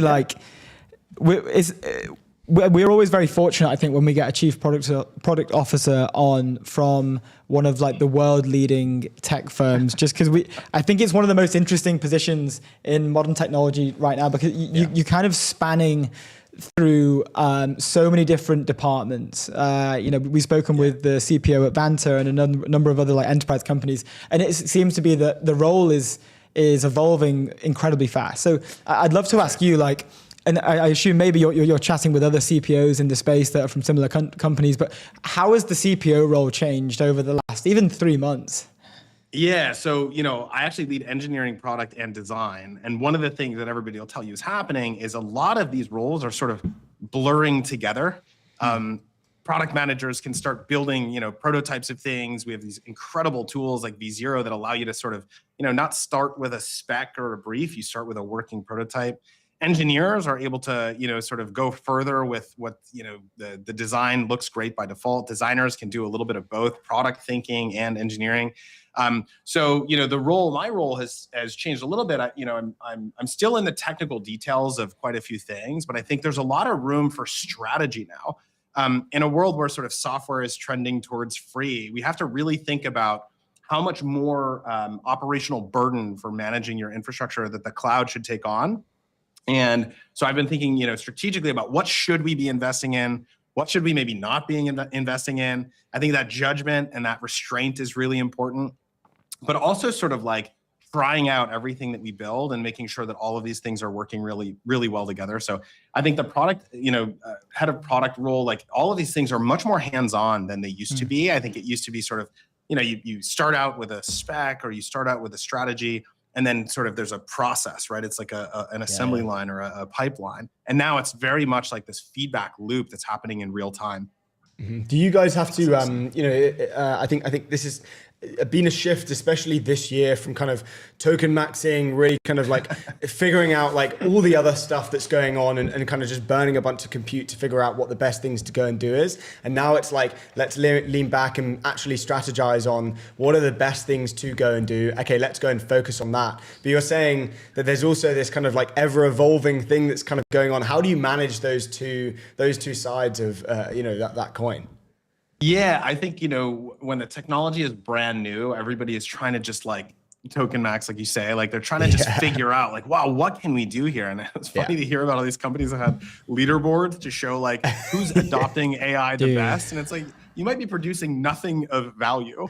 So I actually think that what's happening now is, companies want to see the ROI. They want to understand what are we spending and what are we getting for the price that we pay. Sure. And so, we have the AI gateway is this tool that allows you to sort of really understand your spend and use various different models and all of these things. And so I think, these days companies are not about token maxing. They're about they're starting to be about understand, what are we using these tokens for? Is it delivering upside for the business? Is it helping us control costs? Is it bottom line? Is it top line? So there's a lot more introspection happening as of the past couple of months than I think there was even the beginning of this year. It was like, just let it rip. It was kind of irresponsible in terms of token consumption. No, 100%. I also wanted to touch on the thing that you mentioned on the first question or on the first answer was about kind of the merging of all of these kind of roles and everything and within the workplace. There's been some talk on the timeline about kind of, whether this is the right thing to do or whether it's like, no, people need to be stuck in their kind of silos. What do you think going forward? What does that look like, in the how an organization is structured and everything? Do you think people will be as horizontal as working across the business, or do you think it's let's stick at kind of almost like what you're good at, but then also there's a bit more kind of collaboration, less like translation kind of burden there? What does it look like? Yeah, I think, look, the reason that we created large teams is because we wanted to be able to do more than we could do as an individual. And so for the people who actually want to be able to sort of like expand into the other functions, they now kind of have the tools that they need to be able to do so. For other people who want to stay in their lane, I think there's still room for them, but there's going to be a lot more of this like smaller teams can move a lot faster, and they have to have less of the heat loss associated with context sharing. So we build all these tools to make it really, really easy for teams to collaborate. And still, you want to be able to do more with less. You want to be able to do more as an individual. So one of the things we're seeing is the rise of like the product owner. This is like maybe an engineer, maybe a product manager, but they do more of the roles than they used to do. And then they collaborate with more of the functions than they used to collaborate. We have engineers that get on calls with customers. We have product managers that are showing up to, engineering, technical deep dives. And so I really do think that's the way of the future, is like everybody is going to be more empowered to do more of the things that they're interested in. Whereas previously it was, not the best use of your time to, expand into these other functions. Yeah. You've been working across product for like a number of years. How has that function changed? Since I don't know, even 5 years ago, it must look like a completely different world. Yeah, I mean, I feel fortunate because I'm an engineer by trade, and I was an engineer for, I was at Meta for 13 years before it was called Meta. I worked really closely with product managers, and the role that they did, I think, was just a little bit different. It was really about strategy and spec, and here's the technical requirements and all this other stuff. And now I really do think that the product role is becoming more about understanding end to end, really knowing how everything works and being able to have opinions about implementation, and then connecting customers to really good outcomes. And so, I think Vercel sort of probably leading in a lot of these sort of the evolution of these functions. But you hear a lot of companies that are actually adopting a single title across the board, which is member of the technical staff for product managers, engineers, et cetera. And I actually think that's really relevant to what we're doing here, which is like, there's things that, nobody should have to do. There's things that anybody should be able to do. And then you have your specialization, and this sort of member of the technical staff moniker, I think it sort of enables you to kind of color outside the lines a little bit. Yeah. Really cool. What else have we got coming up from Vercel? So you guys had the fireside chat the other day in the UK. I think a lot of the conversation was around like, here's what's going on. Here's what we've got coming out. Would love to get an update. What can we expect from Vercel over the coming weeks? For sure. Yeah. The headline here is what we call agentic infrastructure. I think what we've learned over the past couple of years of building agents and working with coding agents and evolving our platform is that actually agents are kind of everywhere. So coding agents choose to deploy to Vercel because it's the right infrastructure that they need. We provide the tools and the infrastructure to enable you to build your own agents and apps. And then what we've done is we're actually evolving Vercel's platform itself to become an agent. So the way that you interact with Vercel over time is going to change, rather than it being this pipeline where I push my code and then it gets built and then it gets deployed and then it's done. We're going to actually use production signals to sort of improve your app. So it becomes this feedback loop. So agentic infrastructure is the big headline. We've been building this, the agent stack, which enables you to build your own agents and run them on our infra and kind of run them anywhere. But we're going to talk a lot about the agent stack at Vercel Ship here in London. And then the other thing that we've been really expanding Vercel's capabilities, everything that we've built is general purpose. And so we've adapted it to be able to not just do front ends, but now you can do back ends on Vercel. And what's really nice is when you deploy your front end and your back end at the same time, you get all these great benefits. So you can, instead of trying to wire these things up manually, your front end's over here, your back end's over there, we automatically configure everything for you. So we're going to talk a little bit about back ends on Vercel. One of my favorite tweets was, what's the Vercel for back ends? And I was like, we should print a billboard that says Vercel is the Vercel for back ends, because that's we're so back end now. So that's it. That's so good. I love that. We're so back end. That's a good one. Question: we've been having a bunch of conversations around. There was a bit of a narrative shift. I think it came post Maltbook when everyone saw agents interacting with agents, whether it was staged or not is up to everyone to decide. But born out of that really came this narrative in which people are saying you should be building software for agents, not building software for humans. Do you think that, obviously you guys are betting massive on it and it seems to be the way things are going, but do you think that people are underestimating how big of an opportunity this is for certain individuals or certain companies that are positioned to capture it? Yeah, potentially. I think anytime there's this new sort of thing that comes on the scene, we sort of swing the pendulum really, really far and we're like, oh my gosh, we have to stop building software for humans and build software for agents. In fact, I actually think there's going to be a balance here. And so you're always going to need web apps that, work with your agents. You're always going to need software for humans. And now you need to augment that with software for agents. So we really try to provide the tools that you need for both. And I want to live in a world where humans are still relevant, right? So we're still building software for humans. But I do think there has been wow, because we weren't doing anything in this space previously, now we need to sort of swing the pendulum that way pretty far and sort of figure out how to build agents, figure out how to build software that's going to be consumed by agents. One really interesting stat, though, is we have an internal agent called D0, which is effectively a glorified text-to-SQL. It's a really, really powerful ask a question and get an answer from all of our data sources. And the initial version of D0 that we rolled out was mostly asked questions by humans. But over time, as we built more and more agents that needed their own access to data, what has happened is we've ramped up on the number of agent requests coming in to the D0 agent for data. So now 45% of all requests that come into D0 actually come from other agents that need data. So I do think you have to think about the human use case and you have to think about the agent use case, whereas previously, you would only think about the human use case. And these days, the overcorrection is we have to think about software just for agents. We really do need to think about both. And we need to design our systems to be able to be, headless in some cases, and, user interface free in some cases, but otherwise backed by UIs and other interaction mechanisms that humans can use. So Chat SDK is great for this too. So what does the future look like here? Because businesses inherently are they're profit making machines, and that's what a founder wants their business to be.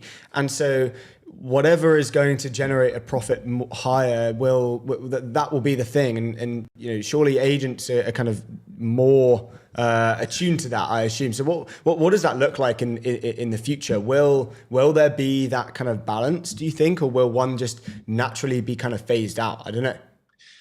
I think there'll be a balance, but I'm not sure yet. We're still in this exploratory phase where everybody is trying to figure out how agents can either help them with their bottom line or increase their top line. And I don't know what evidence we have yet of sort of building software in a new way, building agents and building software for agents. I don't know how meaningfully that's inflecting the top line yet for most businesses, but I do know that as soon as we get done with this token maxing fad, there is going to be ways that AI makes us dramatically more efficient. So again, on top of our agent stack, we built all these internal agents that just really change the shape of a lot of functions in our business. Everybody's building a support agent and an inbound sales agent and all these things that really make those teams dramatically more efficient. You don't need as large of a team. It's less manual work that people don't like to do, and more interesting work. So I do think that we're going to be able to reduce costs. It's yet to be seen how we're going to inflect the top line, but I'm interested to figure it out with all of you. Yeah, really that's cool. super interesting. That's super interesting. Thank you for joining us. First time on the show. We're gonna have to have you back. Thank you so much for having me, team. Yeah, No, absolute pleasure. Cheers, Tom. Good stuff. Have a good one. Let's move on. Hex have the technical skills to get insights from all your data. Hex is the AI analytics platform for all teams used by Anthropic, Lovable, Cursor, Figma, Ramp, and more. Go to hex.tech. Next on the show, we have Theo, head of UK and Ireland at Embat. Theo, welcome to the European Technology Network. How's it going, man? Yeah, good. Thanks for having me on. Great to be here. Absolute pleasure, mate. Where do we start? We'd love if you can introduce yourself, your role, and also Embat for the viewers and the listeners, and then we can get into a bunch of questions. Yeah, sure. So I'm Theo. I run the UK and Ireland market for Embat. Embat's a treasury management tool. So if you think about core finance systems in corporates, treasury is really the one area that's been really poorly served historically. There's very big legacy players, but it's been very difficult to get data connectivity and to get the kind of live data and apply AI to that. And so that's really where we come in. So you can think of us as like an infrastructure layer for connecting banks and financial institutions, a platform for doing those treasury processes, and then a series of AI agents that run over that and deliver value for finance teams. Mm-hmm. Nice. Oh, sorry, you go. I was going to say, so you recently closed the Series B. Talk to us a little bit about that, about the plan, how everything's going. Since rolling that out, I think it's been a month-ish since then. Yeah, so it's exciting times over here. Obviously, we raised the round. Very excited to have Cathay lead that round and to have our existing investor base re-up as well in that round. We're really using that to do two primary things. So first is to continue building out all the great AI capabilities in Treasury, and Treasury is particularly low-hanging fruit when it comes to AI because it's structured data and you can really deliver a huge amount of value there. So we're gonna continue pushing really aggressively there. The other thing we're gonna do is continue to build out our geographic footprint really aggressively. UK was the first market that we expanded into. We have a team in Germany as well, growing very fast. So we're going to double down in those markets, but increasingly you'll see Embat go global now and start to grow into other markets, and those two together mean that we can serve that kind of latent demand in the treasury space. Nice. Let's go. A question on why is the treasury area maybe an area that's been overlooked or underserved, or is it like a regulatory thing? Is it sensitive data, maybe just not quick enough to adapt? We'd love to get a picture of what was it and what is it post Embat? Yeah, well, the answer is kind of C, all of the above. So it's it's connectivity is tough, right? So historically, getting data from your banks was really difficult. You got tons of poor souls in finance teams downloading lots and lots of manual data onto spreadsheets, trying to consolidate that data, very, very painful. And so connecting to banks has been difficult. It's also an area that's extremely sensitive, right? Treasury is by its nature relatively risk averse. It's about ensuring that the business has liquidity and you can manage that. And so, it's maybe not always been the fastest area to change. But if you can get that connectivity right, and that's really our initial pedigree, is get plumbed into all of that financial ecosystem. It's not just banks, it's financial institutions, payment gateways, credit cards, whatever it might be, and connect up to the traditional finance systems, then you can consolidate that data and make it easier to adopt. The regulatory component has driven some of that. So if you think about PSD2 and open banking, and now some of that data is surfaced to finance teams in a much easier way. And we see a continuation of that. I think you'll see that the regulatory framework gets better and better. And also the demand of it is pushing the banks to make some of that data more available. But by nailing that connectivity piece, it allows for us to kind of tap into that treasury space, particularly for the mid-market, where the cost benefit just wasn't there to build out these complex custom projects. Sure. And then we asked this question a lot about kind of adoption, because that's kind of what is now the focus for a lot of companies, especially kind of companies building in AI, right? What does the adoption look like within banks and kind of financial institutions who naturally would be operating on an Excel spreadsheet for 95, if not 100% of their workflows, right? So how does that look in terms of the adoption and getting in? Are customers saying, hey, look, we need this now because all of our other competitors are doing something similar? Or is it still an education piece for them, and you need to show them the value? Yeah, I think maybe a little of the latter. So people have been kind of unaware even what the art of the possible is, because everybody assumes that if you're doing a cash flow forecast, that's an Excel job, right? Yeah, no one knew any different until recently. Yeah. It's fair to say that the adoption is very high once you show them how easy that is to change and the potential to drive that change. Everybody's still working in a model where you have to build custom integrations to your banks. It's a very painful and expensive exercise. Yeah. And now that's close to a flick of a button, and you can pull that data in and start to deliver on it. The other thing is, I was talking about the risk aversion in treasury, making sure you've got liquidity. I think increasingly, as we've kind of done that education, the openness to adopting some of these capabilities, and particularly to adopting AI in treasury, has become lighter. People can see that that's where the market's going, and so if you can deliver that AI capability to them in a workflow, in an environment that's got the right governance and regulatory structure, then they're much more open to layering that into their daily workflows. Mm-hmm. You came from SAP, so you were selling to CFOs previously, right? I also used to sell to CFOs. My first ever job was a financial, an FP&A, EPM software called Pigment, and I'd be keen to get your take on how has the the approach from CFOs or C-suite changed with AI in mind. And we've interviewed the founder of Pigment on the show, the founder of Bakker on the show, a bunch of these different finance tools.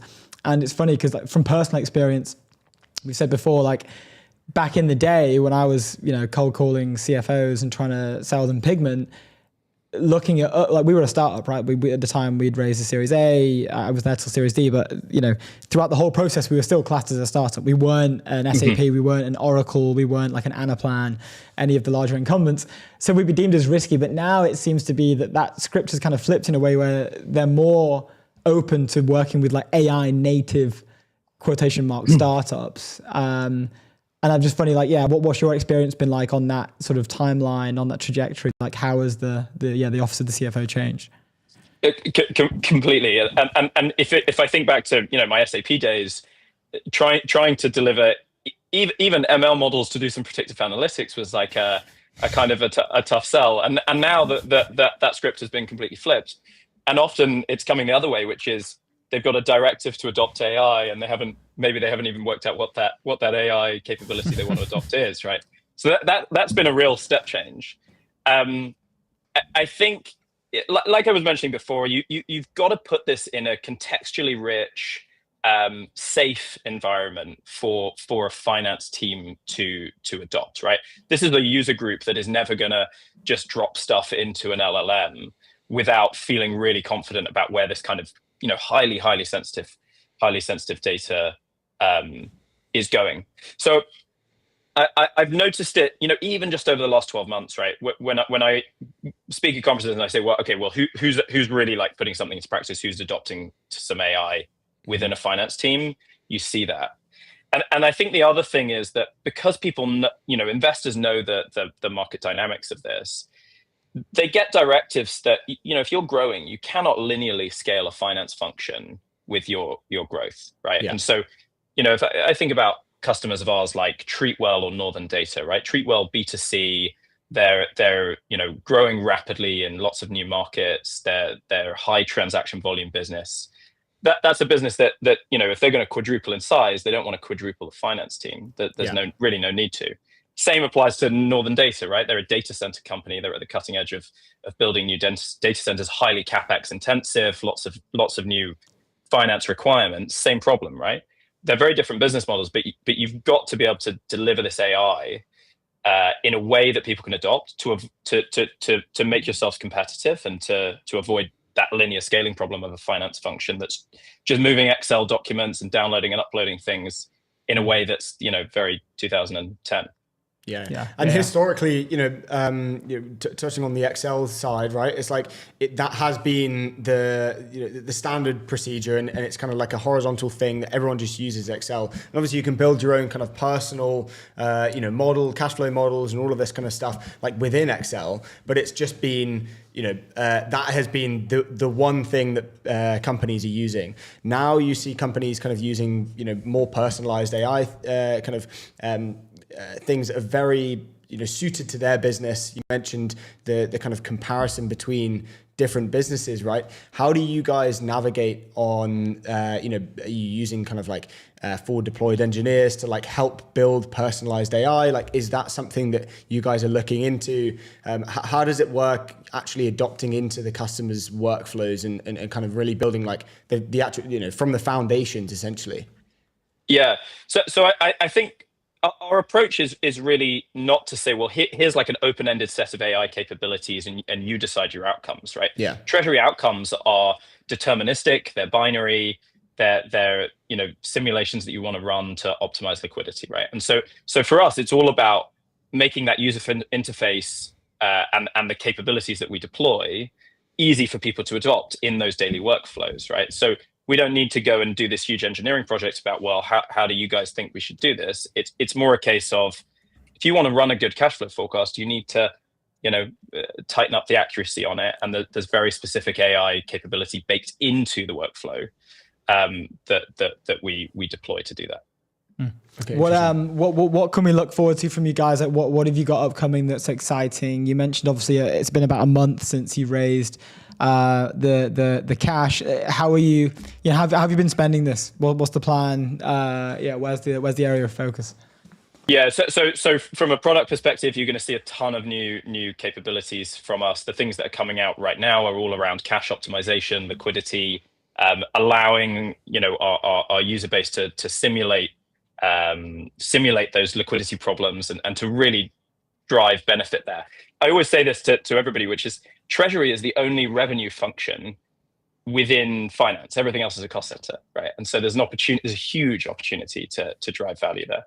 Yeah. The other thing you'll see is this massive geographic expansion. So you'll see a real like doubling down in terms of the teams and the capabilities that we have within the markets. So particularly in the UK, you'll see a big expansion of this team. It's already a very successful and pretty sizable team in that's grown over the last year, but you'll see that hopefully go from strength to strength and continue serving the demand and pull that we're getting from the market at the moment. That's awesome. Where are you guys based? Sorry, and we're in Farringdon. We're if you know where City Thames Link is, we're just there. Yeah, that makes sense. That's a good spot to have a Well, the background hopefully gives it away to some London locals. yeah. For a second, I was like, is that New York? But no. Love to hear it, dude. Look, thank you for joining us. We've got about 30 seconds left. Is there anywhere we can send anyone? Point anywhere? Like shill anything? Like look, I mean, a lot of our capabilities you can see on the website, right? So I just really encourage people to jump on the website, Embat, or drop me a LinkedIn even, right? Very happy to chat to people directly if there's CFOs or people that are really interested in what we're rolling out. Then yeah, just take a look online or find us on LinkedIn. Awesome. We appreciate it. Great Cheers to for meet you. jumping on, man. Guys, thanks for having me on. Really appreciate it. Anytime, Bye-bye. dude. course. Cheers. See you soon. Great to meet you. Ciao. Awesome stuff. Let's move on. Airwallex, leave outdated business banking behind with Airwallex, the all-in-one financial platform built for the pace of modern business, multi-currency accounts, corporate cards, expense management, online payments, all in one platform. Go to airwallex.com. We got Meryem in the house. Meryem, welcome to the show. What an absolute pleasure to have you on. How have you been?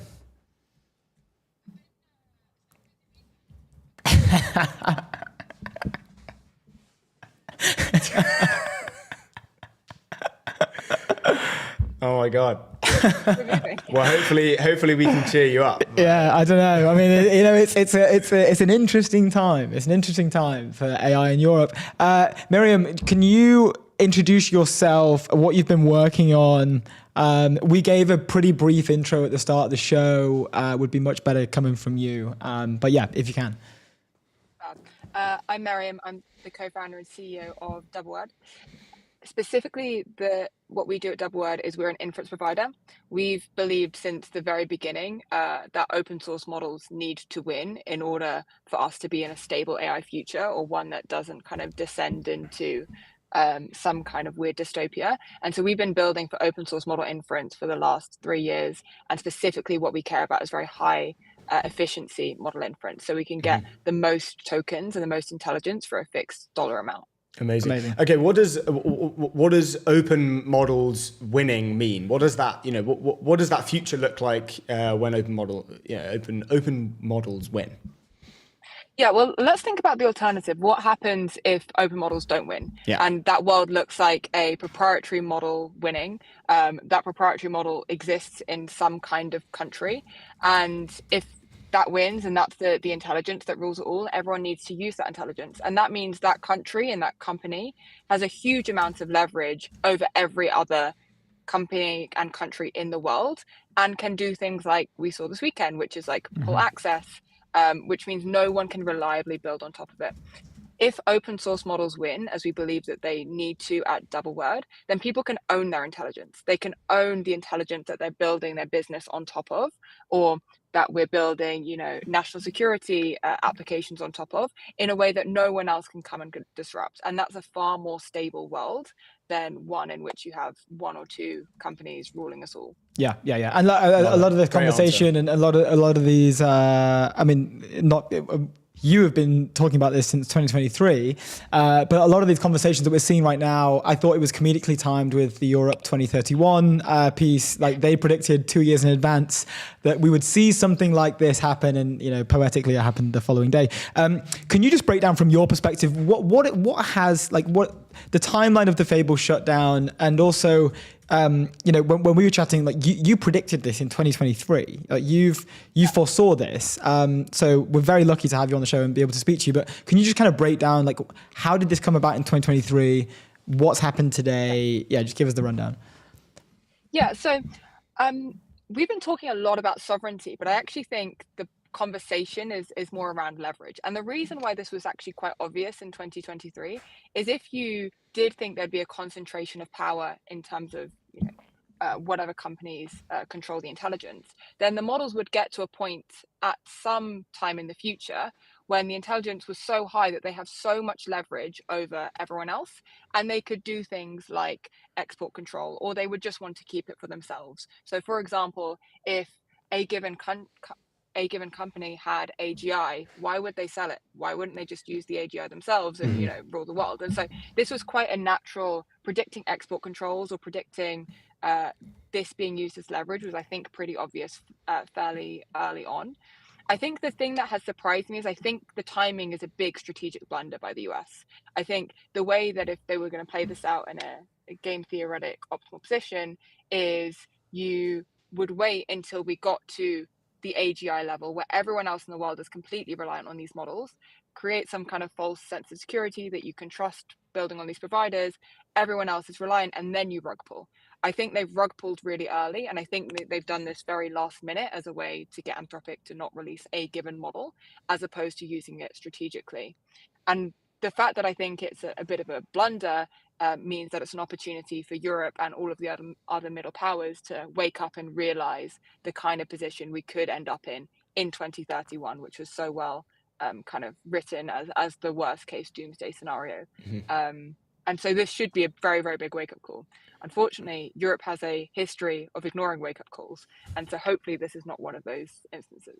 Yeah, sure. Yeah. We again, it's the way I kind of compared it to the comparison I gave. It was kind of like the toothache and the dentist situation, in which I should be cleaning my teeth this whole time, but like the only reason I'm going to go to the dentist is because suddenly my tooth hurts so much that I can't bear it anymore, and would you look at that, the damage has been done and we can't go back. And it does seem a little bit that the fear mongering and the fact that this has got to a point that it has is obviously, not perfect, but it's a silver lining there, where I feel that it has kind of shaken the foundations of the continent in a way that it might, force us to take drastic measures to, whether it's accelerating or funding or everything that's encompassing acceleration within AI. We've discussed with many people on the show today, like, what are the steps we should do? Like, how are the approaches we should take? It seems like your argument is we should just focus on open source and try and see if this can be, this is the way it should, go down. Is there anything else that you think Europe can do to sort of take some early steps and early bets forward? Yeah, I think sovereignty is an unhelpful term because it's actually not instructive what you do to achieve that. And you don't want absolute sovereignty. What we want is a balanced relationship with our partners, our trading partners. And I think it's helpful to frame this conversation in terms of leverage. What leverage do other people have on us, and what leverage can we create so we have this equal relationship? In terms of how can we reduce other people's leverage on us, I think owning your AI and adopting open source is the single most important thing that we can do. It's a very easy win to reduce the leverage that other people have on us.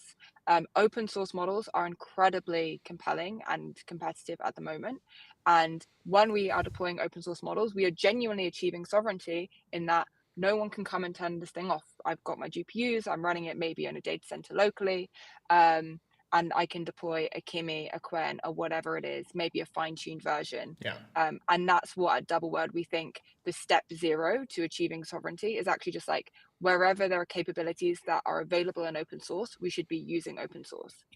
I also think we should, the government and all companies should be very, very aware of when they are using open source models in their stack versus when they are not using open source models. Because every application that is not using open source models has a very big supply chain risk applied to it, as we've seen from this week. So we need to be aware, what are the applications that government is running and our important institutions are running that do use these proprietary models, so we can be aware of that supply chain risk, and over time look at moving them towards sovereign alternatives. And so sovereign inference capabilities, I think, is a very easy win that we can be achieving right now. There are much harder wins that we need to also do.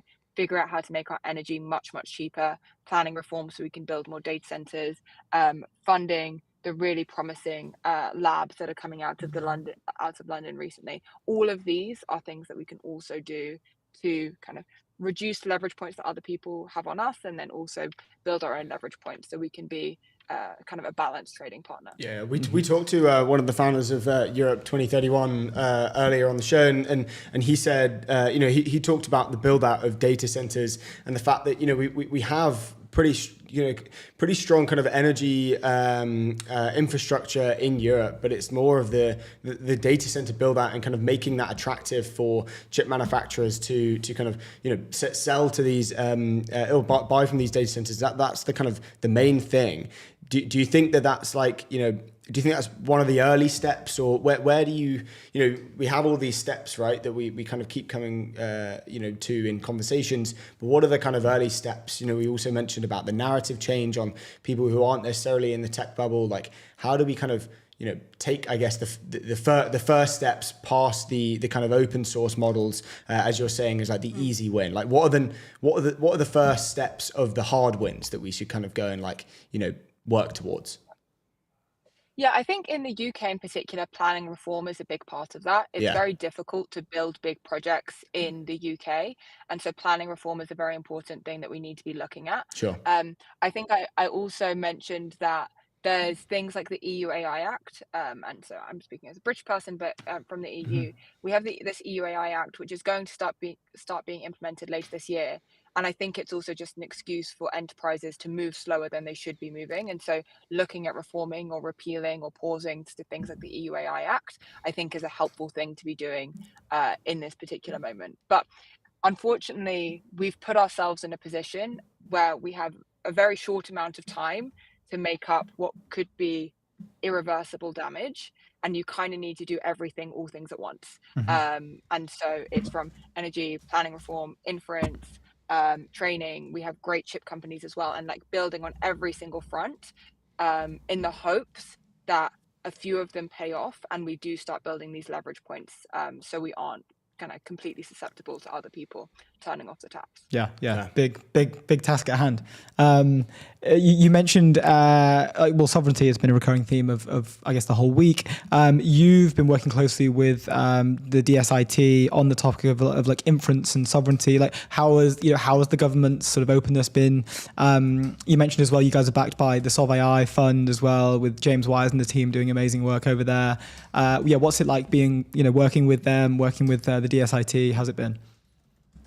Yeah, so at Doubleword, we think inference is a matter of national security, and being actually able to run and productionize these models efficiently is the most important thing in order to achieve sovereignty. And I think DSIT and the SovAI team has also seen inference as a very strategically important capability. So we are backed by them with compute allocations. We're doing a lot of inference optimization research on Embat, the UK supercomputing cluster. We've already made on that given cluster the deployment of large language models significantly more energy efficient, which is a very key thing for us to do. Yeah.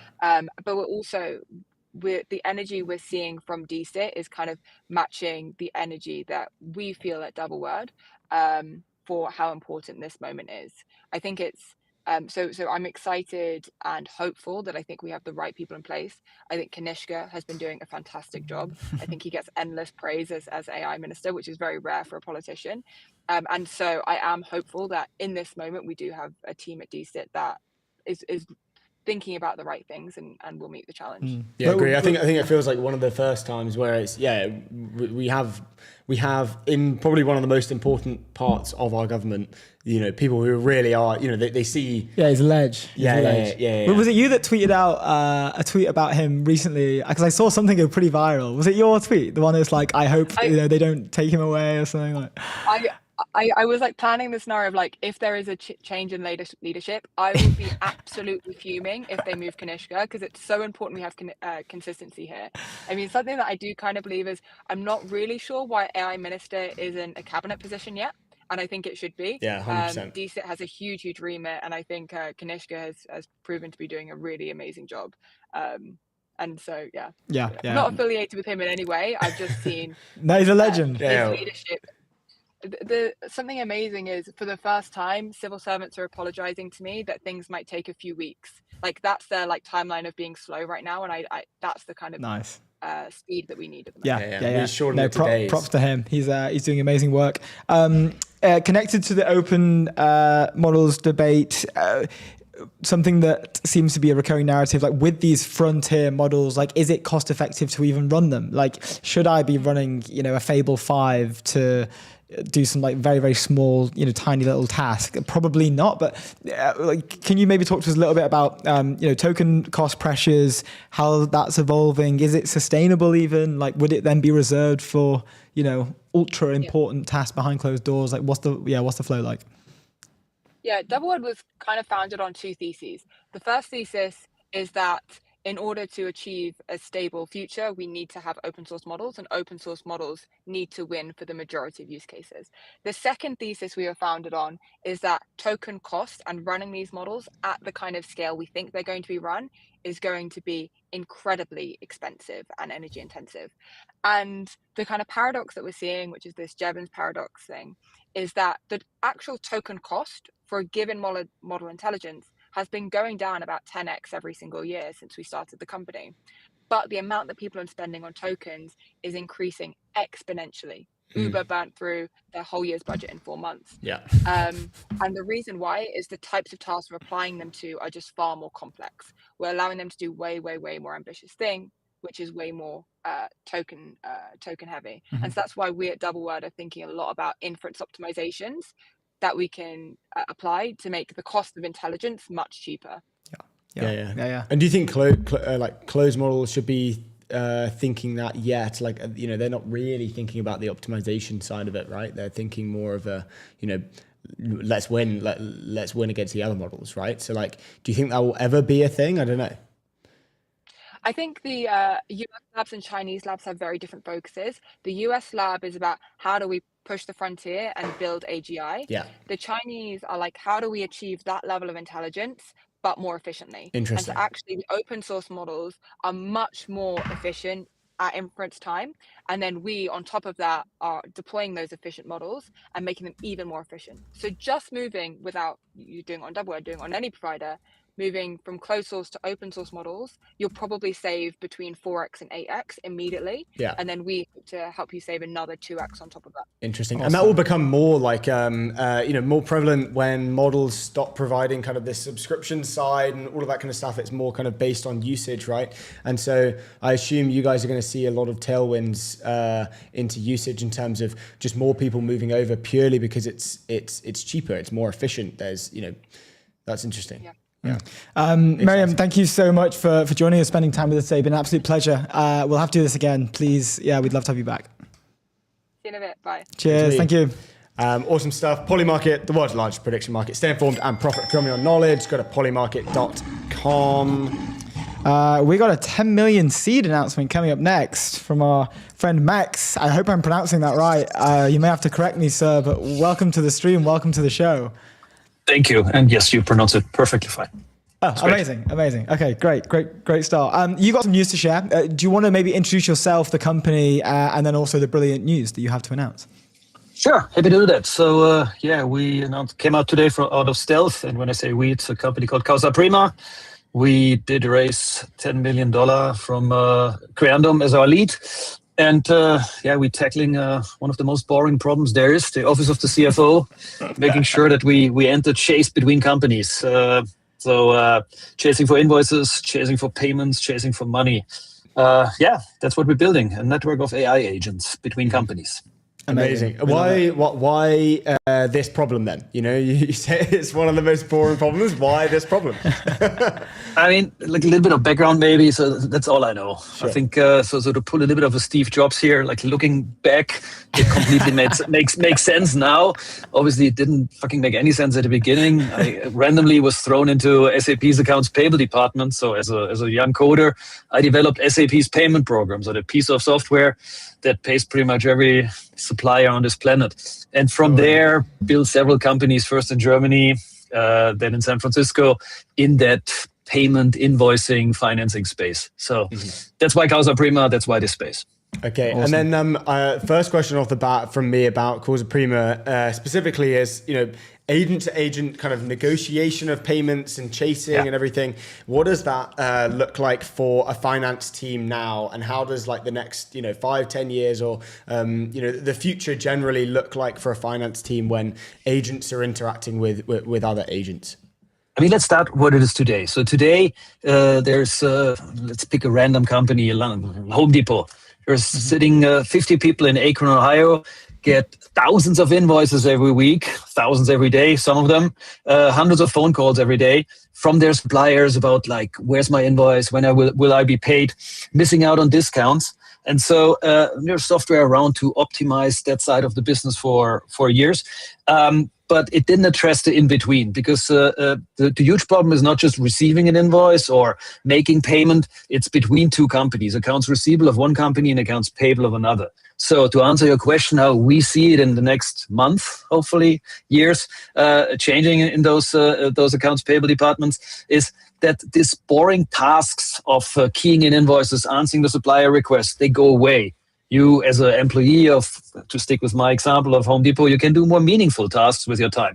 And most importantly, once you remove all that noise on both sides, on the receivable side of the supplier, on the payable side of the large corporation, in my example, you can actually get to meaningful payment terms. You can actually start figuring out what is the right timing to be paid. Because just because the invoice says it's net 30 doesn't mean it's 30 days is optimal for both parties. So let those agents negotiate. What is the equilibrium of the perfect timing for both parties? Yeah. How far are we? And it's a recurring theme in multiple verticals, I guess, that are introducing this sort of hands-off agentic frameworks. But how far off are we from no human in the loop? Is that a world which will is it on the horizon? Is that okay to let that run when we talk about finance? It's a fair question, right? So what are the guardrails, right? We don't want to have the office of the CFO of, to stick with my example, Home Depot being in the news for an agent having moved money around millions in the wrong direction. So obviously, our system provides the guardrails on both sides. So as a supplier, I can say this is my threshold, this is the minimum, the maximum. And the agents cannot overstep those boundaries. And on the Home Depot, on the large enterprise side, on the accounts payable side, the same. So agents operate in those guardrails. And if there's a situation where the agents decide, because they have the context of what might be better decisions, if those agents decide that it would be beneficial to maybe push those boundaries, that's where the human in the loop chimes in. So that's when something is surfaced to the CFO, to the treasurer, to the accounts payable clerk, where the human in the loop needs to approve or decline a certain decision, which then makes the system smarter over time. So we eventually, to answer your question, get to this on the horizon full autonomy.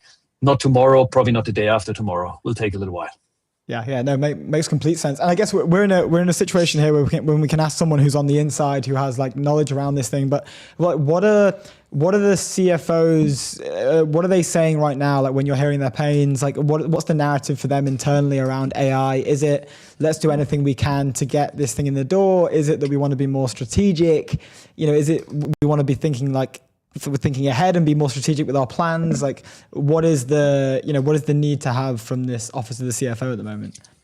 I think there's different initiatives coming from depending who you talk to. I mean, there's the CEO level, board level, CEO level, obviously mandating or encouraging the whole team, the whole company to become more agentic, to save costs. And then there's the desire from the CFO itself, from the treasurer, to maximize their returns. If we stick to that example of the office of the CFO and Home Depot, one of their goals, or large corporations' goals, is often to maximize some discount capture, to offer earlier payment to suppliers and return, get a discounts out of it. And there's tens of millions to be made. And so far, because the volume is so large and the transactions are so complicated and there's so much manual mess, nobody was able to achieve that. So a company that I built before, we went into the right direction and servicing 5 million companies. But we hit a ceiling. So we believe that with agentic AI and agents on both sides, we can actually get to scale and solve this problem for good.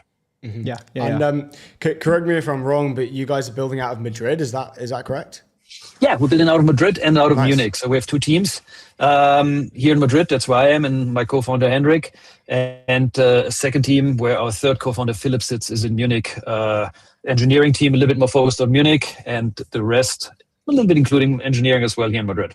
Amazing. And you're building kind of global infrastructure, something that can be used by kind of, banks and, teams just globally, right? So how does that look in terms of the fintech, space in terms of building out of Europe?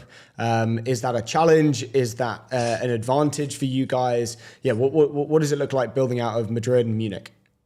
So good question. So first of all, to confirm what you said, supply chains are global. So if you build something for the global 2000 per definition, you have to be global, you have to address Europe, and you have to address the US. So that's number one. So we have always in mind that some of the larger corporations sitting in the US, and we need to service them all. And how is it building out of Europe? I mean, the talent is here, and I'm not telling you anything new here. You heard it in the last few years. There was different 10 years ago in Madrid or in Munich for that matter, but the talent is here. The talent doesn't have to go to San Francisco anymore. And additionally, cities like Madrid are perfectly able to attract talent. So we just welcomed yesterday another employee from Paris that moved arrived with his bag here, came with the airplane yesterday morning. 2 weeks earlier, another one from Copenhagen. So it is possible now to attract talent here in Madrid that, again, like wasn't the case maybe 5 years ago. It's now very different because there's an ecosystem that had been established, and it's a fucking beautiful city to live in, which doesn't hurt either. Let's go. That's so awesome to hear. On a question on like, I guess you've raised the money, plan going forward. What before I get onto that though, I'd love to understand like, and again, you'll know this better than anyone, having you spent your whole career focusing on this problem. But what is like the TAM of something like this? Like how big, how big of an opportunity is this? Do people underestimate it? Like, is it something that gets you excited? I mean, the cocky answer is the cocky answer is it's the global GDP, what we talk about here. I mean, it's like if you think about it, it's every invoice that is exchanged between businesses that deserves a better payment modality. So in essence, it's the global trillions, the global GDP, and then finding the right payment modalities here. It's for large corporates to break it down and do a little bit McKinsey bottom up or whatever it's called. If you look at large corporations, the opportunity for them is making tens of millions of discounts with their 30, 40, 50,000 suppliers. So multiply 30, 40 million times the global 2000. So you have a bottom case right there. Wow. Yeah. If I'm Korean, I'm like licking my lips right now. Yeah. Any VC. I wanted to ask, what are you guys have just come out of stealth. You've just raised the seed. What is the main hurdle that you guys are working on at the moment? What's the bottleneck that you guys need to solve right now to kind of move the business forward as much as possible? Building a company is a little bit different than before. Finding the right talent that is completely AI built and AI first when it comes to not just engineering, pretty much everything is different. I'm not saying it's harder, but it's just I need to change my mindset a little bit. The last 5 companies I built was very hierarchical this time. How we set up a company, what talent we hire, it's just different. So from that perspective, that's a little bit of not a hurdle, but a challenge that needs to be overcome. No, that's one thing. Yeah. Sorry, go ahead. No, I've not heard that take either. That's like, what is it that's changed? Like how? Well, it's more horizontal, right? So you're building. So you just said exactly. Like, software engineers aren't the only ones that need to be AI built. It's like your GTM function needs to be people who can build a GTM function using Claude Code or whatever they want to use, right? So it's like, how do you hire for that? So the first thing that we do, like once we find someone that we think could work out, they come into the office. Physically in the office, either Munich or Madrid, for one full day, and we have a trial day, and we throw 2 tasks to them, real tasks from the company. It's a go-to-market challenge, maybe it's a coding challenge, maybe it's a product challenge, and we leave them completely open how they solve those problems. They have a little Anthropic Claude account or whatever they want to use. But I do want to see that they actually use that account and not starting to code here manually or open Excel and type some columns or rows. That would not be a good sign. So that's well, which is expensive and takes a lot of time, but that's how we believe we find the right talent. Yeah, and then how are you measuring, kind of output? Are you measuring it on a kind of consumption, AI consumption token maxing type thing, or how are you managing that kind of that side, but then also making sure that the work that's being produced is actually efficient and useful instead of just burning a bunch of tokens? I think on the output side, like what's the result that is produced is very traditional. I mean, there's a task. Is it solved? Is it solved in perfection? And on the input side, look, we do look at token maxing. We have a token leaderboard, but this is not the defining criteria. But it's a little bit the opposite, not the opposite, but if someone is just not using any tokens at all and the work is average or shitty, that's a bad sign, right? Yeah, but you can look at it the other way around, like just encourage people to actually take advantage of not Fable 5 anymore, but the other great models that are out there. What do you make of the recall? We've been discussing it all day. I bet. For us, it's it's kind of shaken Europe a little bit. People are now saying, we need a better sovereign identity across AI. People are saying it's too late. Do you have any thoughts? Yes, and yes, I guess is my answer. Like, yes, we need our own models. We need our sovereignty, and unfortunately, we are a little bit late. How I don't know. I don't have the silver bullet here. I just can talk what we do here. We're not locking ourselves into any of the frontier models. We play around and use and have an architecture that supports multiple models, including open weight models. And eventually, we got to look if there's a way of getting our own models trained to be independent from what happens in the US or anywhere else. So I don't have a perfect answer here, but it's a fantastic wake. Well, we had a few of them, but it's another fantastic wake up call for Europe to get our shit together. Yeah, agree. I feel this one's like the final one. It's like we've been snoozing, right? we've been snoozing the alarm, and now it's like, okay, we actually got to get out of bed and sort this thing, maybe. I feel so. When we were talking about you coming on the show, one thing that kind of popped to my mind was the name Causa Prima. Means first cause in Latin. Why? Yeah. What's the thesis behind cool. this name? Because it's a very cool name. I think you guys should lean heavily into the merch game. We would definitely be buying. On it, we're on it. So I mean, what's the root cause of doing business? Getting fucking paid, and that's what everything is about. So seriously, that's where the name comes from. So that's why Causa Prima, the root cause or the first principle. Yeah, I love it. That's awesome. Look, we got about 20 seconds left. Anything you want to shill? Anywhere we can send people? Anything upcoming? Look, we're hiring engineering and other roles in Madrid and in Munich. So would love to talk to anybody that is AI pilled and likes to come to Madrid or Munich. That's amazing, awesome. man. Great to meet you. Thank you so for much. coming on. Thanks for spending time with us. Thank you. Cheers. Have a good one. What a amazing. gangster. What an interview. Framer. Build better sites faster. The all-in-one platform where enterprise teams design, build and ship production-ready websites. No dev handoff, no bottlenecks, no creative compromises. Go to framer.com/ETN. Up next, we've got Ludwig coming onto the show. What a fun one. Ludwig, welcome to ETN. Welcome to the European Technology Network. What is going on, sir? Hey, thanks for having me. Great to be on the show. It's a pleasure to have you. Where are you? I know this is an early one for you. When I was chatting to your team, they were like, yeah, Ludwig gets up super early. He's an early bird. So, all good. But I appreciate you getting up early for us. Of course. Anytime.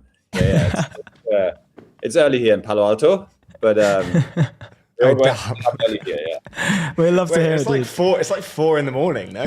Dude, apparently Ludwig's It's a little later than that. It's a little later than that. So Okay. So much to jump into. First time on the show. Pumped to have you on. Can you maybe a quick introduction on yourself, the company, and also your role, what you focus on right now, where are you spending a lot of your time, and then we can get into it. Got a bunch of questions. Yeah, sure. So I'm Ludwig, however you want to pronounce it. I'm with 468 Capital, tech investment firm out of Berlin and San Francisco that I had the pleasure to co-start and am running ever since. And we're tech generalists, really. So we invest in the big technology themes, first and foremost, be it AI, humanoid robotics, space, and a bunch of others, really. And we do it both in Europe and very much so here in the Silicon Valley. Amazing. A topic that we want to broach with you, given that you spend a bunch of time, in SF, in Europe as well, is what we're seeing right now in terms of this EU sovereignty, AI. It's basically been the topic of the day, right? Like we've seen Fable that's been recalled. We just said literally minutes ago with the previous guest that it's almost like we've been snoozing the alarm, and this is the final alarm that's really going to make us get out of bed. What's your thoughts on the whole situation? Well, let's hope so. Let's hope it's the final alarm and that people finally get out of bed. But we've had many alarms, I think, and so far none has worked. So let's see what happens now. Look, I think Fable in itself isn't really big news, to be honest. I think it's quite political what's going on in the background. My assumption is it'll get resolved pretty soon. But I think the broader question really is, what does Europe have to offer in terms of true financial model and capability to serve these models? And I think the answer is unfortunately very little at the moment, right? So if you look at the big model providers and who's serving the customer at scale at the moment, there is no one from Europe, and that's a shame, really. And we need to change that rapidly. So. The good news is, though, sometimes in life you get a second mover advantage, so you get to view everyone else's mistakes. So let's hope we make very good use of that, because we really do have it. We are the second, third, maybe the third movers even here.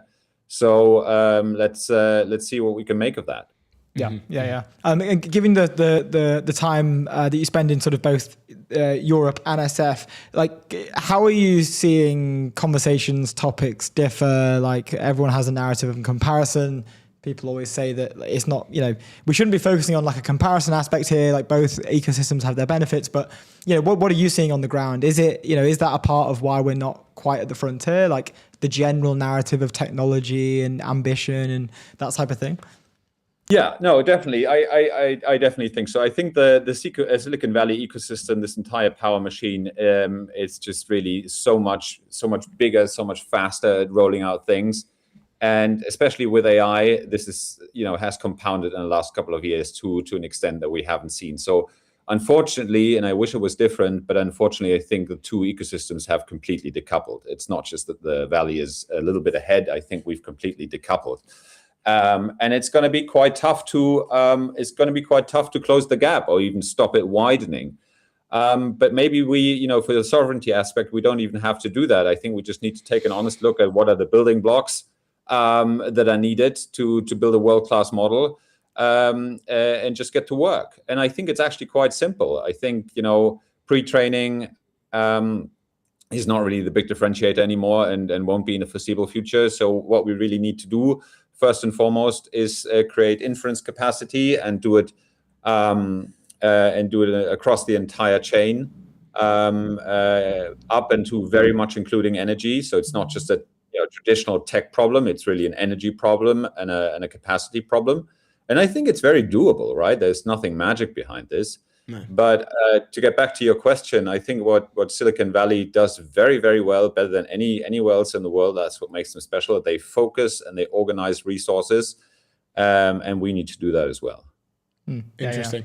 I wanted to touch on, you run a pretty sizable firm, fund. What is the, what is the main kind of, and you said you're kind of pretty tech agnostic in terms of that there's lots of different areas of tech that you guys are investing in. What's the thing that's really interesting you right now? Like what is that thing? Is it space? Is it kind of industrial technology? Like what's that thing that you're like, okay, this space, I'm long on, basically.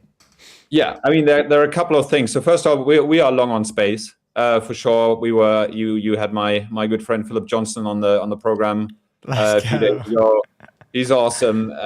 He's building something pretty exciting, data centers in space. So we were one of the first CheckSnap business. Very, very fortunate to be involved with that early on, and we really do see a space economy develop at scale. So we're quite involved there at the early stages.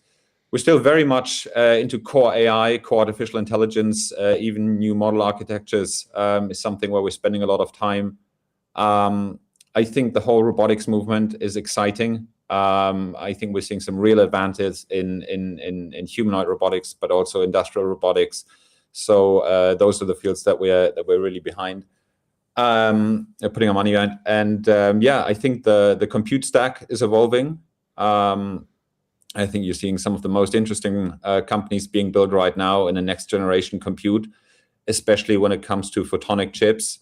So that seems to be the new frontier. That's something we're terribly excited about. I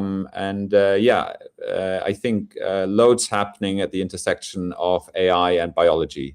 Again, that seems to be a new mega field, from data collection analysis up to frontier topics like brain-computer interfaces, where we're seeing a lot happen at the moment. Yeah. So Sorry, I was going to not to kind of jump in, but I just want to say, you've kind of predicted that AI systems will have like a Nobel Prize. We'll have a Nobel Prize winner of an AI system. Talk to us about the kind of frontier science of of AI and where how far kind of AI can get to in kind of frontier kind of science and technology. Well, you just saw it, right? We just had a big breakthrough in mathematics. An AI system basically solved a puzzle that humans couldn't solve, one of the Erdős problems. Mm-hmm. That's the first big step. I think people are really waiting for it. So AI is better than humans at code. It surpassed that. And I think people are really waiting for it to do the same thing in mathematics. And once you crack mathematics, I think, that's science. Basically, you've got an open door to science. So that's what a lot of people are working on. I think This new model architecture that we're seeing, the world models that kind of model the physics of the world and not just the body of words that we have, they might play a very big role, and there's some serious efforts behind that.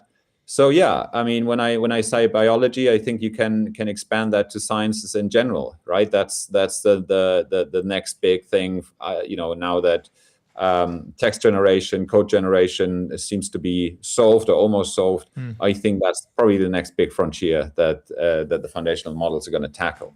Sure. Yeah. I mean, even we're already seeing like a bunch of neo labs, even in the last like 3 weeks, like a bunch of neo labs that are focusing on, the intersection of AI and like biology / chemistry, and a bunch of them are actually spin outs from DeepMind that have gone off to, and like they're obviously getting funding, within a day. Like they could tweet that they're raising a round, they're a researcher at DeepMind, and they're building a neo lab that's, at that intersection, they would get funding very quick. But even we've noticed just from the show, like we're seeing that specific area really heat up. I think more so in London, like comparatively to like robotics. I'd probably say the robotics is maybe more of like a German heavy thing across Europe, maybe even some areas of Scandinavia, maybe. But yeah, we're noticing some, an influx, if you will, like of this, like around London for sure. And I guess that's a narrative around this seems to be like the next frontier in a way. Yeah, 100%. And I think London's done very well. Obviously DeepMind came out of London, and when you have a pivotal company out of an ecosystem, you typically see a lot more follow. So couldn't agree more. Yeah, there's some great stuff coming out of London. Yeah, really cool. Can we talk about your past a little bit? Like before you came into the current fund, like you were at Rocket Internet. Like, what was that journey like? Super hot company. Must have been quite fun. Like, how have things changed? Would love to know more about that. Yeah, look, I think at the time, Rocket Internet was probably the most exciting place, definitely in Europe, and one of the most exciting places in the world to work at. They took a very novel approach, right? It was called a geographic arbitrage, or many other posh words for it. At the end of the day, the core was to take something that worked typically in the US and then to bring it to other parts of the world. And I think, Rocket really industrialized that model. It was absolutely amazing to see that. I think the business models that were, getting big at the time were really made for that, right? Very execution heavy, but a lot of friction points when you cross the border. So it was ideal to take something, you had a little bit of time to roll it out somewhere else and do it, call it copycatting if you wish. But it worked pretty well. There was a lot of energy in that company. That was definitely a European company with a lot of ambition, global ambition, and we need more of that, right? So we might need a rocket of AI. Let's talk about the ambition thing, right? This has been something that I guess has been attached to a lot of the sovereign debate overall. Like, is this a point in which Europe wakes up, but it's not only just the fact that we've been prodded would be the word into this sort of next phase that we want to take on, whether it is like world models, whether it is the intersection of like robotics and AI, whether it is like, sovereign inference in general and just owning our own stack. What is that like narrative change that you think is necessary to get to that next stage? Like, what do you think is necessary for like the continent, I guess? I don't think it's awareness. I think everyone's aware. Now, as you said, it's been a new sort of big moment for everyone to wake up. But I think people had woken up. But to then do something about it, that's the big step. And to me, just as you say with London, what kickstarted the London ecosystem? It was an early success, right? Mm-hmm. So I think we just need someone to try something that really works, and that will inspire followers, right? You can't beat success in kickstarting an ecosystem.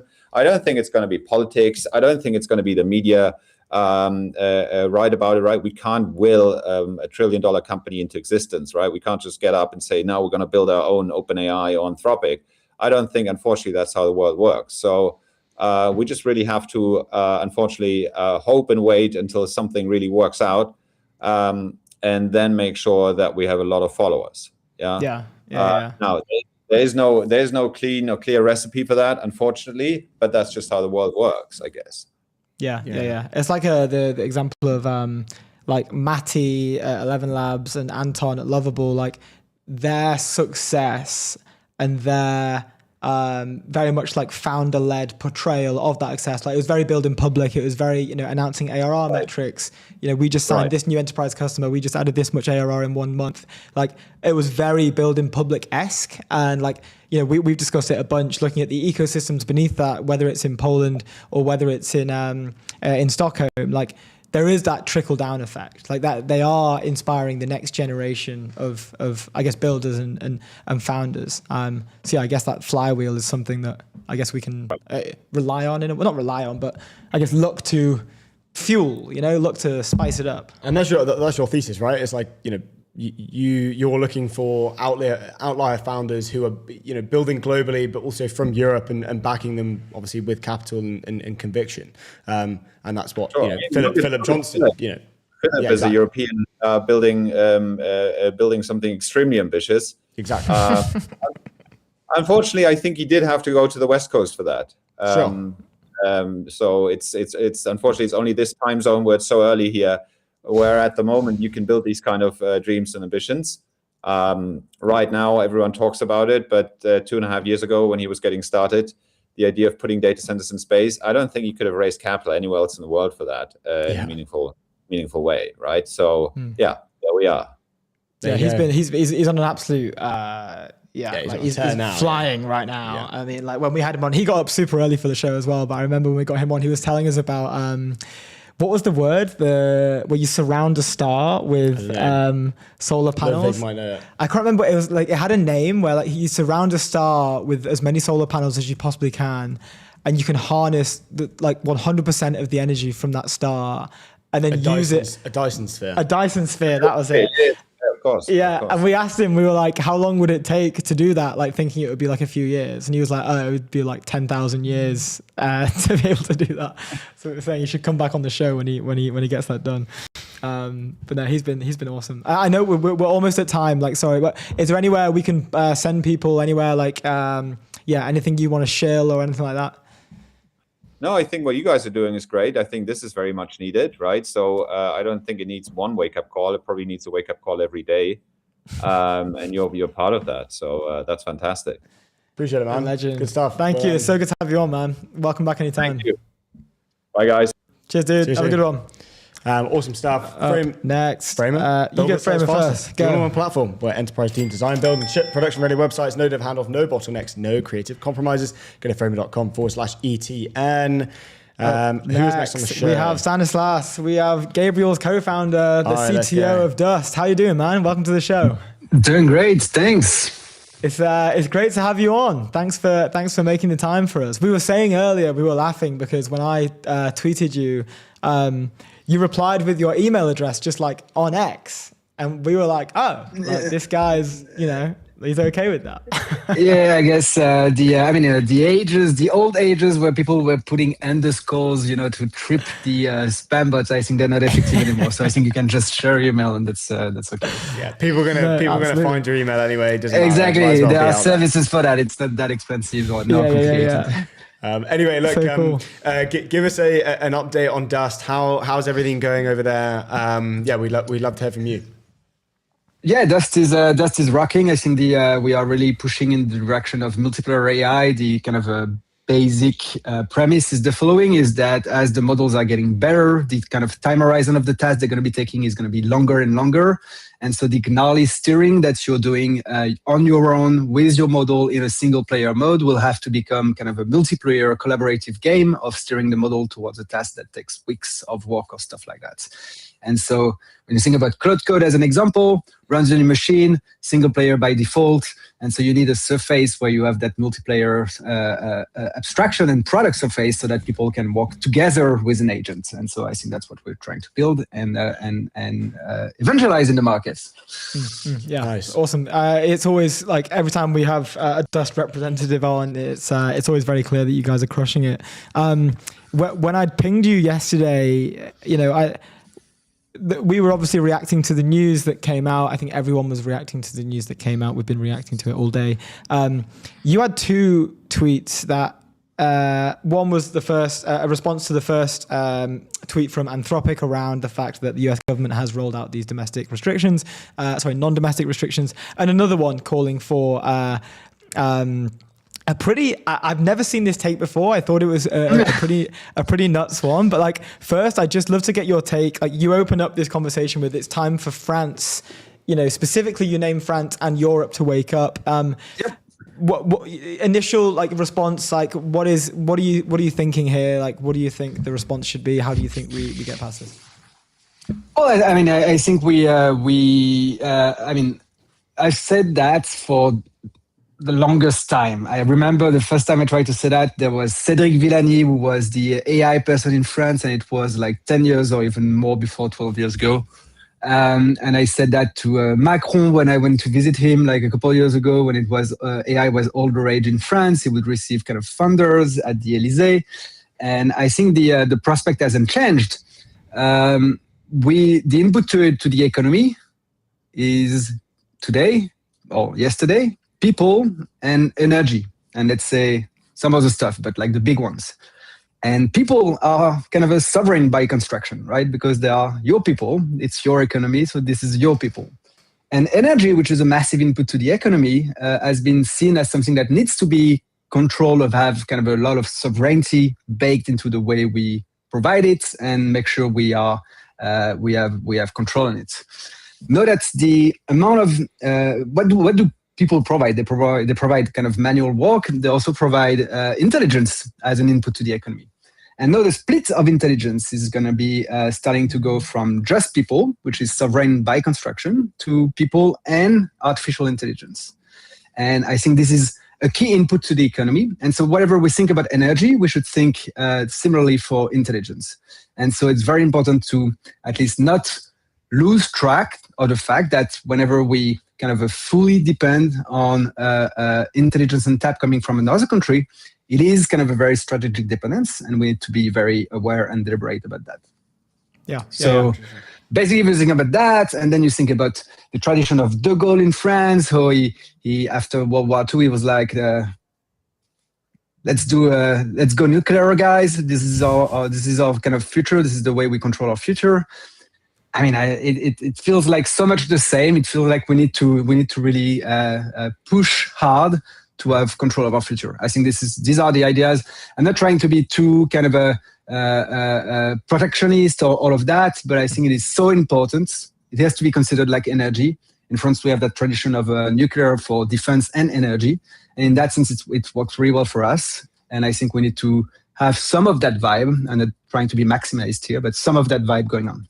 Yeah. And I want us to talk about the creation of a kind of Europe-based model provider. Obviously, we have Mistral and a few others. What's the finding like a wedge within the kind of global economy to take advantage of and have that leverage? Where do you think that that kind of wedge is for Europe? What's the thing that we are kind of uniquely able to provide that others might not be able to provide as well? Yeah, I mean, I think we have energy, we have talent. We maybe have a little bit less capital, but capital when everything else is green, I think is easy to find in a sense. Yeah. And I do believe that the real thing that is missing is usage, which leads us to the second tweet, but we'll get there whenever you want. Because if you don't get usage, you have one missing piece of the equation. Hopefully, there is some kind of a tailwinds for Mistral, I think. Tailwinds coming from having a European preference, and so there are large companies that are kind of buying Mistral just for that, which is great in a sense. Mm-hmm. The problem is that these are kind of a very enterprisey contracts. These are the kind of contracts where you certainly cannot use the data you're producing or the trajectories you're producing, and so it doesn't solve kind of the access to those interesting trajectories that are kind of key for training the model. Mm-hmm. And like that is connected to the more outlandish tweet that I saw. And just to open it up, like obviously you know this better than me, you tweeted it, but for the viewers, this opens with a very bold, borderline silly, but maybe enlightened move would consist in banning OpenAI and Anthropic on EU soil. and it did. You know, it went pretty. You got 23,000 views. Like, what is the thesis here? Like, how? Yeah, walk us through this. I'm really not pro ban and pro controls at all at the core, but I think it's an interesting thought experiment because if you do the thought experiment of banning Anthropic and OpenAI on EU soil, all of the usage of today's AI, which has been kind of bootstrapped in Europe, we're there. People are using it. People are addicted to it in a sense. People are leveraging it for work, extra, and doing plenty of other stuff. All of that usage would redirect somewhere. And if you control that, which is not necessarily something that we want, but if you redirect it to EU companies, you create leaders instantaneously. There's no question. It's not a if, there's no probability, it's a P = 1. You have a leader emerging overnight. Because usage floats to it, so money floats to it, so energy floats to it, and from usage you get better model, you get the data flywheel coming on, and it's P = 1, it works. At what price is the big question. Well, this is interesting, thought experiment, as you say, because that is essentially forcing it into existence, right? Like we are quite, because like, as you say, what do we do if we don't have access to those things? Like it might have got to that, right? Like it might have got to the point where, we've snoozed the alarm too much where it has to be forced into existence. I agree. I completely agree. I think it's a good thought experiment. And there's a big question on the actual consequence on the current economy if you starve EU from access to artificial intelligence to frontier at artificial intelligence. But at the same time, I don't know the numbers, but seems like we could survive that. So the thought experiment is very interesting. So wait, so you think let's say we shut down OpenAI shut down access to OpenAI and Anthropic in the same way that Fable's just been recalled, right? Like non-domestic, for the continent of Europe and the UK. Like there would be like a lag, like a lab wouldn't just like pop up, like where there would be like a lag time. I don't know how long it would be. I guess as you say, I don't think so. I would personally switch instantaneously to maybe Mistral or Chinese open source models, but the goal would be to try to make those as well banned. And so the only choice that I have is Mistral, and so then we're good, and everything plays out. There's obviously when you get into the details, there's open source models that are available, so it's all metal and complex, and that's why it's just a thought experiment. I think it's one that is worth having. Do you think that they could be, an okay alternative, like like a DeepSeek, a Qwen, a Kimi, like are these things that we could use now? Do you think, like, or not there? Those models are very strong. I think they're lagging. So what I've chatting with people that are still training model these days. I'm not training models myself these days, but I'm still in contact with people that I get to know when I was working at OpenAI and that are still training those models. It's an interesting game because really you have the pre-training, which is really coming from the internet, a lot of compute. That's what creates your kind of a raw intelligence capacity. Then you have the post-training, which is really, let's pick some subject and some environments where we want to get very good and where we have some amount of verification available. And then we do reinforcement learning. And in between, there is some training happening in between, which is called very interestingly mid-training.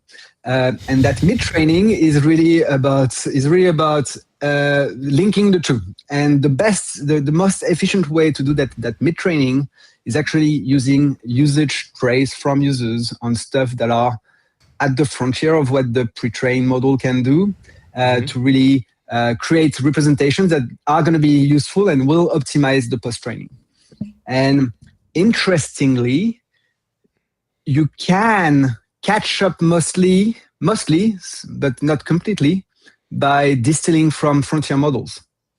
Okay. And so that's why there's kind of this kind of explains why there's kind of that 6 months lag, is because through distillation, which is forbidden, blah, blah, blah, blah, blah, blah, but through some form of distillation, you can kind of trend behind the frontier models on that mid-training, you have and then you can build your post-training stack and your post-training environments.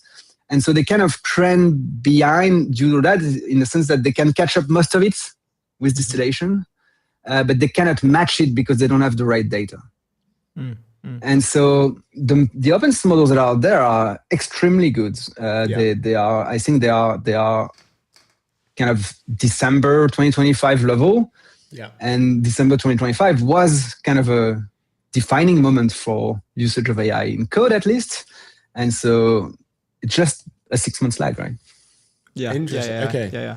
Is there an element there the way you're like that last few percent, behind is so hard to get. It's like an exponential. Like 6 months doesn't actually feel that long, but actually the 6 months is a lot of. Especially, and if the improvement of models is accelerating, what you put within those 6 months, if we keep on that same image to simplify everything, will be bigger and bigger and bigger, and the kind of delta will increase. So there's that. Yeah. No, makes complete sense. Well, we've only got about sort of 15 seconds left. Anywhere we can send people, we can chill. Feel free. I mean, I'm not sure. Yeah, send people to Dust. I mean, you guys don't need Dust. it. Yeah, I think if you're interested in using AI for work with your team, and you want to get control on which model you use because you can switch easily from one to the other, definitely try us out. Dust.tt. Let's go, man. Dude, so good to have you on. See you guys. Have a good one. Say hi to Gabriel as well. Cheers. Yeah, will do. Nice one, dude. Good stuff. Awesome. Metaview AI agents for winning teams, the agentic recruiting platform built for radically efficient hiring, end-to-end, source, engage, and hire better with AI agents that truly get your brief. Go to metaview.ai. Next on the show, we have Ross Taylor. Ross, can you hear us? I can hear you guys. Can you hear me? Yes. Loud and clear, sir. How you doing? I'm not too bad. Yeah. How about you guys? We're doing well. We spoke on the intro of the show today. We mentioned that people who know their stuff on AI, people who we regard to know their stuff on AI, told us that you know your stuff on AI. So we were kind of saying it's like your rapper's favorite rapper, but it's your researcher's favorite researcher. I hope so. I mean, I think the frontier is moving every time. So I haven't been in the frontier lab since 2024, so maybe I no longer know my stuff, but I will try and give some perspective. No. I mean, look, from the tweet that you posted a few days ago, it sounds like you know your stuff, and we have a bunch of questions off the tweet. I guess first of all, like let's start broad. Like, give us the whole thesis of the tweet. You said a few words on the sovereign AI debate, right? What's the what was the main thesis of writing this? And we'll go from there. Sure. I mean, I think there's a lot of nuance to this, but I'll try and distill it to a couple of points. I think first of all, like there's no avoiding scaling. Like scaling is necessary for progress. I think to be on the frontier, you need tens of billions of dollars now, and that's increasing by order of magnitude each year. But on the other hand, I think premature scaling is probably the root of all evil. Certainly in my experience, and maybe it's outdated, in Meta, the best teams I saw started with close-knit groups, got evidence, and then scaled up. And then I think the other dimension is just I think people are now seeing the costs of frontier models and then starting to make arguments that Europe shouldn't even play the game. I personally find that extremely defeatist given the stakes at play. And I think, you can kind of exaggerate the examples like DeepSeek because they did actually have more resources than they said. But at the same time, it shows that you can get a big bang after a few years of work and then scale from there. So there's kind of a lot of nuance. But I guess my act of trying to post it is look guys, we got to do something. Maybe there's too much celebration of seed rounds for their own sake, this kind of stuff. But I just tried to give a broad overview of what I was thinking. Yeah, awesome. I mean, it was clearly well received that the algorithm decided to take it on. One thing you touched on there straight off the bat is you need billions to scale, but not to validate new directions. This is one of the points in the tweet. Can you just break that down a little bit more for us? Why, if this is the case, why are we not focusing on this? Why are we not, using this as some sort of wedge or comparative thing to lift us out of the situation that we appear to be in?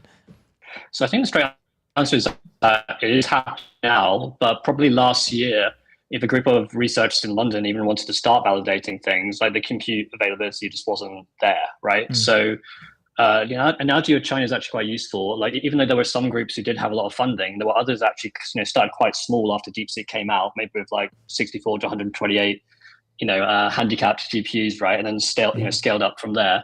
I think even like, things like the reasoning paradigm, which I think people agree was like probably one of the biggest breakthroughs in LLMs, while it certainly took resources to scale up, like I think to see signs of life, you need a lot less. Now, I think the real trade-off is actually, do you need a big seed round to begin with so you just have more shots on goal, right? So they can try out different things. Or can you do it with just like maybe smaller teams that have enough work off open base models, right, and then scale up when they get results? I think the answer is like a mixture of both. But yeah, again, just to summarize, my main point is just like I don't think you need to validate that something is working with like did these kind of like tens of $1 billion like so far. Now, look, clearly, I want to be clear that Europe needs to go in this direction of learning how to scale up AI companies. Like, that was not the point of that DeepSeek example. But I don't want people just to think, okay, game's over, ship sailed. Like, the stakes are absolutely huge. So even if you think the odds are against Europe and the UK, if you care about sovereignty, which is a real word, then you should be doing something, right? So I don't want to do like a Henry V Agincourt speech here and talk about, trying to beat the odds. But like, no, I'm personally willing to do something. And I think lots of other founders are too that you've had on today. So that's my take on that. Yeah, 100%. That's awesome, dude. I wanted to touch on that. You made a few interesting points. Well, you made very interesting points across the board, but two that kind of stood out mostly was the 2 and 3. DeepMind is enormously beneficial for the UK, but it's also muddied the waters. And then you're also talking about the US capital flowing into King's Cross specifically, and how that has an effect in terms of us celebrating AI and making sure that that there is stuff going on, but it's kind of coming from a US source, right? What does that what does that mean for kind of, I guess, the point that you just made, and kind of going deeper into is that net good, or is it actually net bad? So looking since the 2010s, I think the positive spillover effects from DeepMind are like without question. So that is like the case right now. Yeah, I think what's changed since the 2020s is because the models have become more capable. There's an argument that actually a lot of the income effects you get from American companies are going to be outweighed by substitution effects. Like, I'm in my flat right now in Wood Wharf, Canary Wharf. I see a lot of white collar jobs around me, and I'm a quite AI bullish person, right? So, where is the value going to accrue, right? If you believe in where models are going. So that's the point. So I'm not against investment in King's Cross. I think there's still positive spillover effects from having people that have trained things at scale. The UK needs more of those people, at least until RSI comes along, which may be soon. But like, I think, look, there needs to be, Mythos is woken everyone up about this. AI is a strategic asset, and if we care about sovereignty, then we need to have a stake in the game. Yeah, it's not like every other type of foreign investment. Is very interesting. Where do you feel that DeepMind comes in this sovereign debate then, in a way? UK headquartered, but US owned. Like, Demis was always very adamant that he wanted to remain in London. I think for the most part as well, to force him and his team to be less connected from the bureaucracy of Google at the time, so they could move quick and they could kind of be isolated, but reap the rewards and the benefits of being isolated. Where do you think that sits in this sovereign debate? Like, can we count that as this is a sovereign lab? Like, Demis is he's like a UK citizen, and he's more of one of the more like AI for good, AI for everyone type of AI leaders out of the four. So I think these two things can both be true. Like, if DeepMind didn't have the kind of Google acquisition, then a lot of the amazing things we have seen wouldn't have happened, potentially. I mean, there were, from what I understand, other offers on the table from other American companies, but just like generically, like, I think that was good. But it can also be true that looking forward, right, in the end, DeepMind is still owned by Google, right? And as the models become better, as we are now seeing, they're going to be treated as strategic assets. Now, it might not be a bad thing. Maybe we just decide that we do want to like partner with the US, right? So maybe that is like one potential option for the UK. Like, I personally think it would be nice to have like a crack at like having some like independence. But like that is one potential future. I don't think it's necessarily a bad future. Yeah. So yeah, so sorry to be evasive, but like it depends. It's really a choice. And I think the key thing is that the ability to choose, I mean, that time is kind of running out, I think. Yeah. That's a really cool point. Yeah, to have the optionality.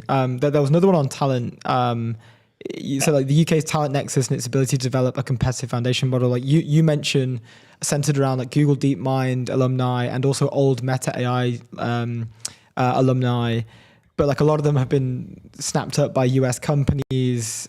How do we go about like elevating these sort of like foundational like first generation talents of AI within London and retaining them, making sure that they give birth to more? Like what's your framework there? So I think like it's obviously like self-serving because I think our team is like our GR is like ex-Meta, so that's like the conflict of interest in that treat. But it is like I think it relates to a broader point that the engineering demands to like be even close to the state of the art are incredibly like demanding. I don't actually think it's too hard to develop new talent. I mean, we've like already like invested in like new folks coming out like Cambridge, Oxford, this kind of stuff, and like I actually think that's quite a smart approach. But like I think there's so many pitfalls you can like run into when training these models that I think you do need experience. I think there's no way around that. Now, look, I think there might be a short window where even these new American companies investing in King's Cross, people can learn how to do things at scale, then go off to form UK companies, right? So there is still that kind of effect, but like you need to have experience of doing things at scale, right? So I think that's undeniable in my point of view. Yeah. I did, because I feel like this show today specifically, obviously is a lot about sovereignty, and there's been some takes that more doomer than others. I wanted to kind of switch it in terms of things take time. Your point about things take time. The fact that we're kind of talking about this, and we've been talking about it for almost 3 hours with, people right at the front of their fields doing very, very interesting things. Do you think that we're on the right path in terms of like a macro looking, forward and, 10, 15, 20 years plus?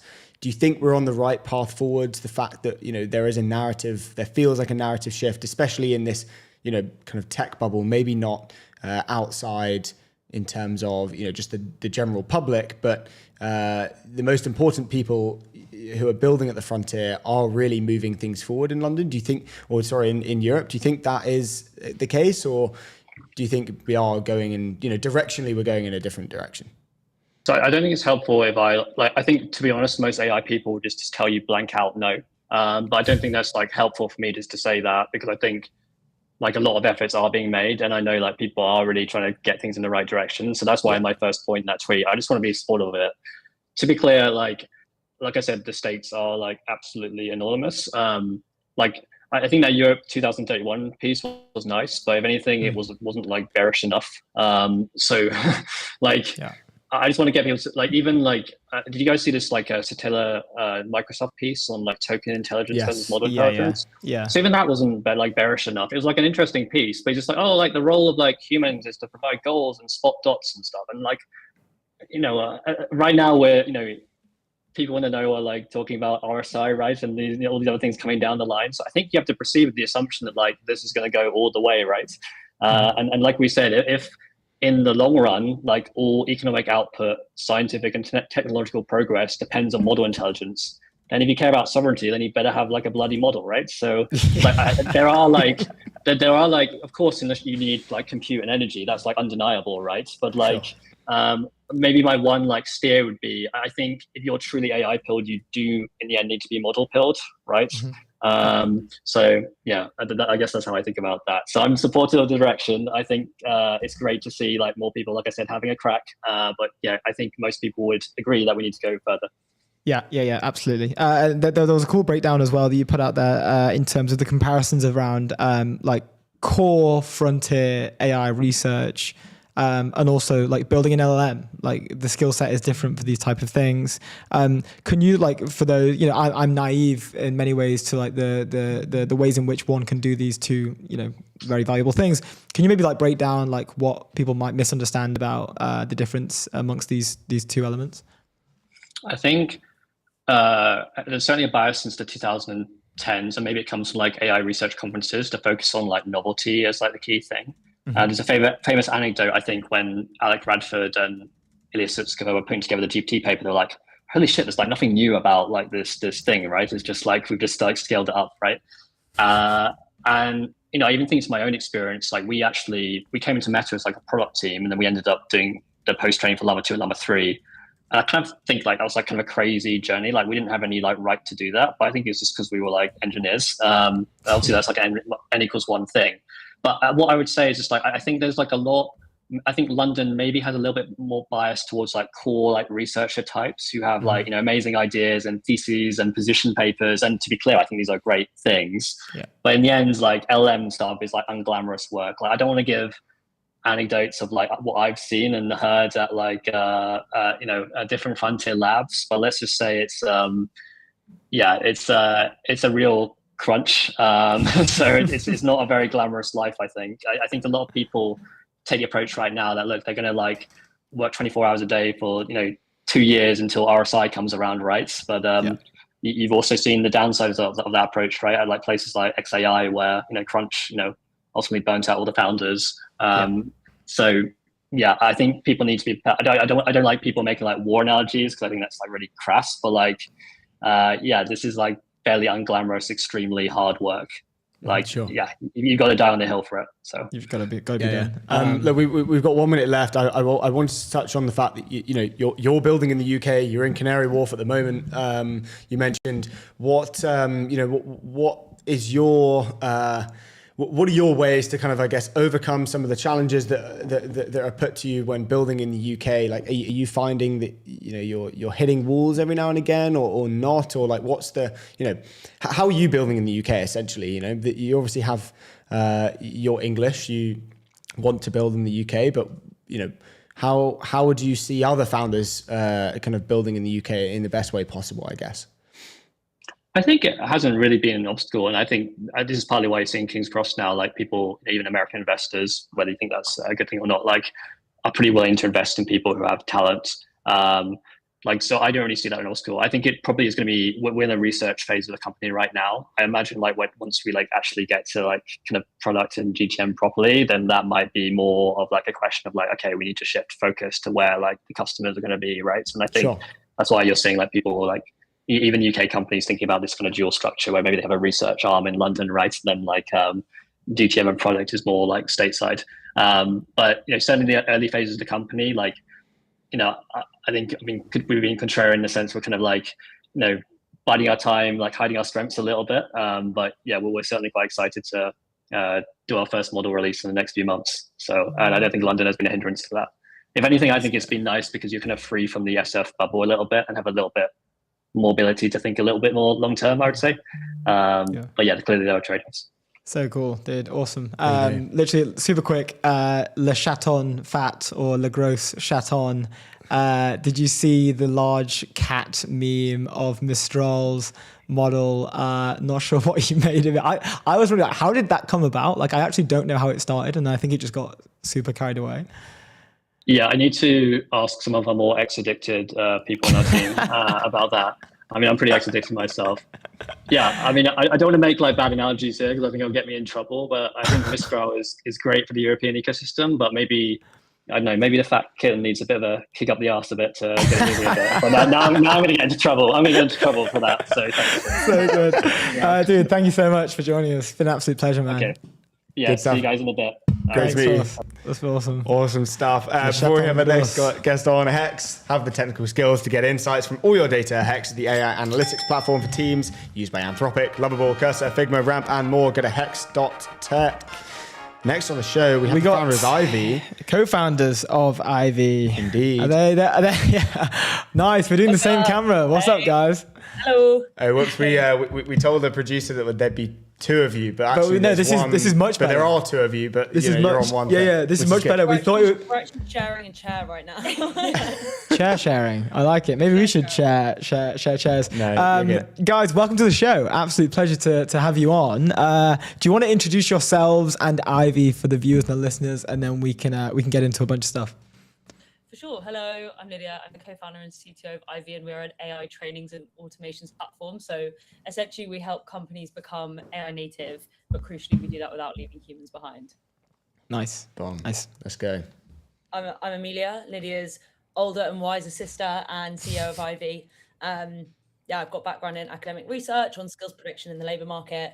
Currently a fellow at the University of Cambridge, looking at exactly that. So kind of looking at previous periods of tech change, like the dot-com boom, and what skill sets survived the workforce, what didn't, and as a result, what companies got left behind, and what those learnings we can take into today in the age of AI. Amazing. And look, first question off the bat, I'm sure you get it all the time, but how big is this problem? Talk to us about making sure the workforce is ready for this shift. We've talked a lot about kind of like sovereignty and everything on the kind of frontier side today, but I want to know what's going on in kind of more general workforce. Like what actually happens when AI is taking people's jobs? Yeah, I feel like we all kind of live in an echo chamber when you're very embedded in the ecosystem, and I'm sure you guys are a lot of people on the bleeding edge. But what most people forget is that actually most SMEs are at the very beginning of AI. They're using it as that glorified Google prompting, but there's still massively that human in the loop. My favorite quote comes from Satya Nadella, the CEO of Microsoft. Last year, he said, "Every company is now an AI company, or they will die."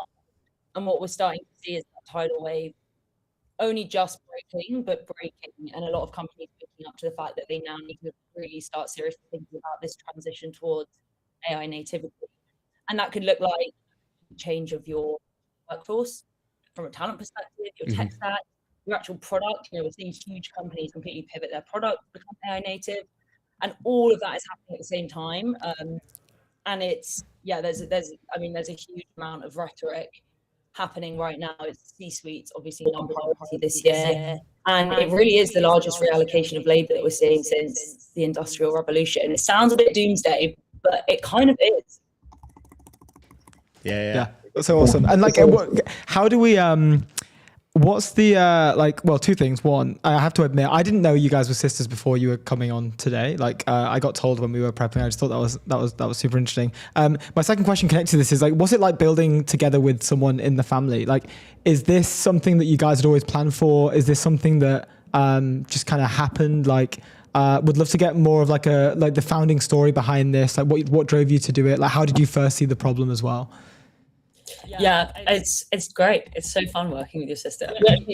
We do have another sister, but she is a dentist, so she doesn't really have that many tech skills. One of the things that I guess first up, this isn't our first business. We started about 15 when we were below the age of 12. So we were always doing little side hustles, if you will, together, like car washing and clearing snow off people's driveways. And I think it was always the view that we would one day build an actual company together. And so we made quite a few strategic decisions with our careers in order to give us the right skills. That we both had an investment banking background, and then I moved more into the tech space, so investing in tech companies at a VC, and then starting to build some prediction models in the space and becoming a bit of a self-taught engineer.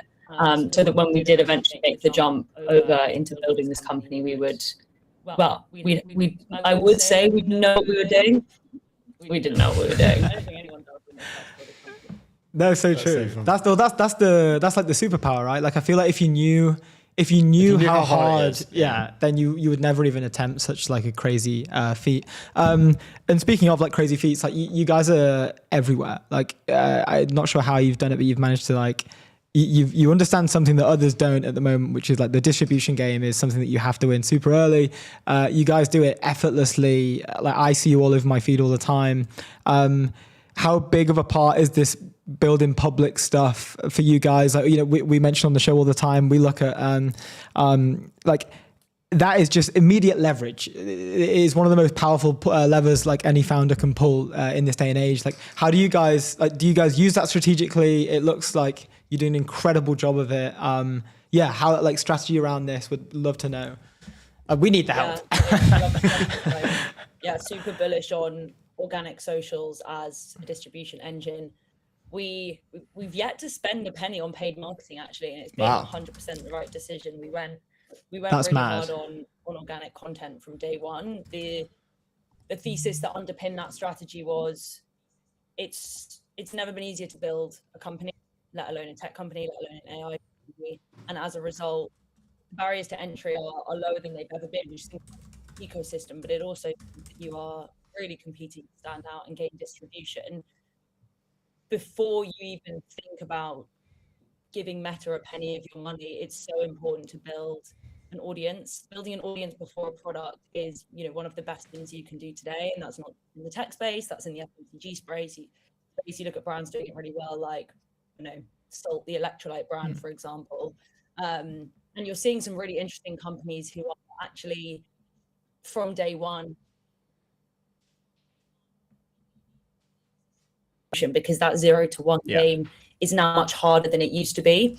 And so for us, really early on, we went hard on LinkedIn, TikTok, Instagram, and we've now become a very well-oiled machine. It's absolutely not a vanity metric for us. It's our biggest revenue driver. And what we do is we really, game it the best we can so that we're getting the most out of a very small team. And so that looks like leveraging, a huge number of tools. So we use Poppy AI a lot on our socials to make it feel and remain deeply human, but increase the amount that we're able to distribute, because we have, we've got posts going out daily from all of the channels, founder channels, employee channels, company account. And we've found a strategy that's really worked, which is great to see. That's interesting. And then in terms of building product or kind of landing customers and everything else in between, I assume you guys put kind of the distribution forefront of that in terms of, whenever something happens within the company, it's a distribution mechanism that you can pull. It's a lever that you can pull to get more of, a customer or get more customers, get more clients, get, further down the road in terms of products. So how do you take us into your minds about how you think about kind of ingraining that into the company culture?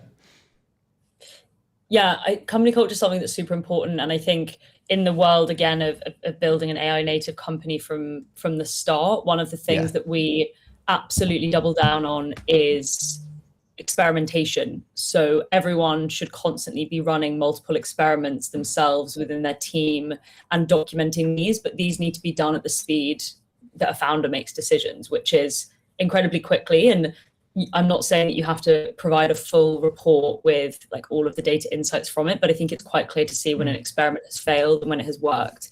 And crucially, when something's failed, that's a great thing. We love it when things fail, because you have to fail 99 times to do the one. Gotta sound like Lady Gaga. There can be 99 people in a room. You got to fail 99 times to do the one thing that really works.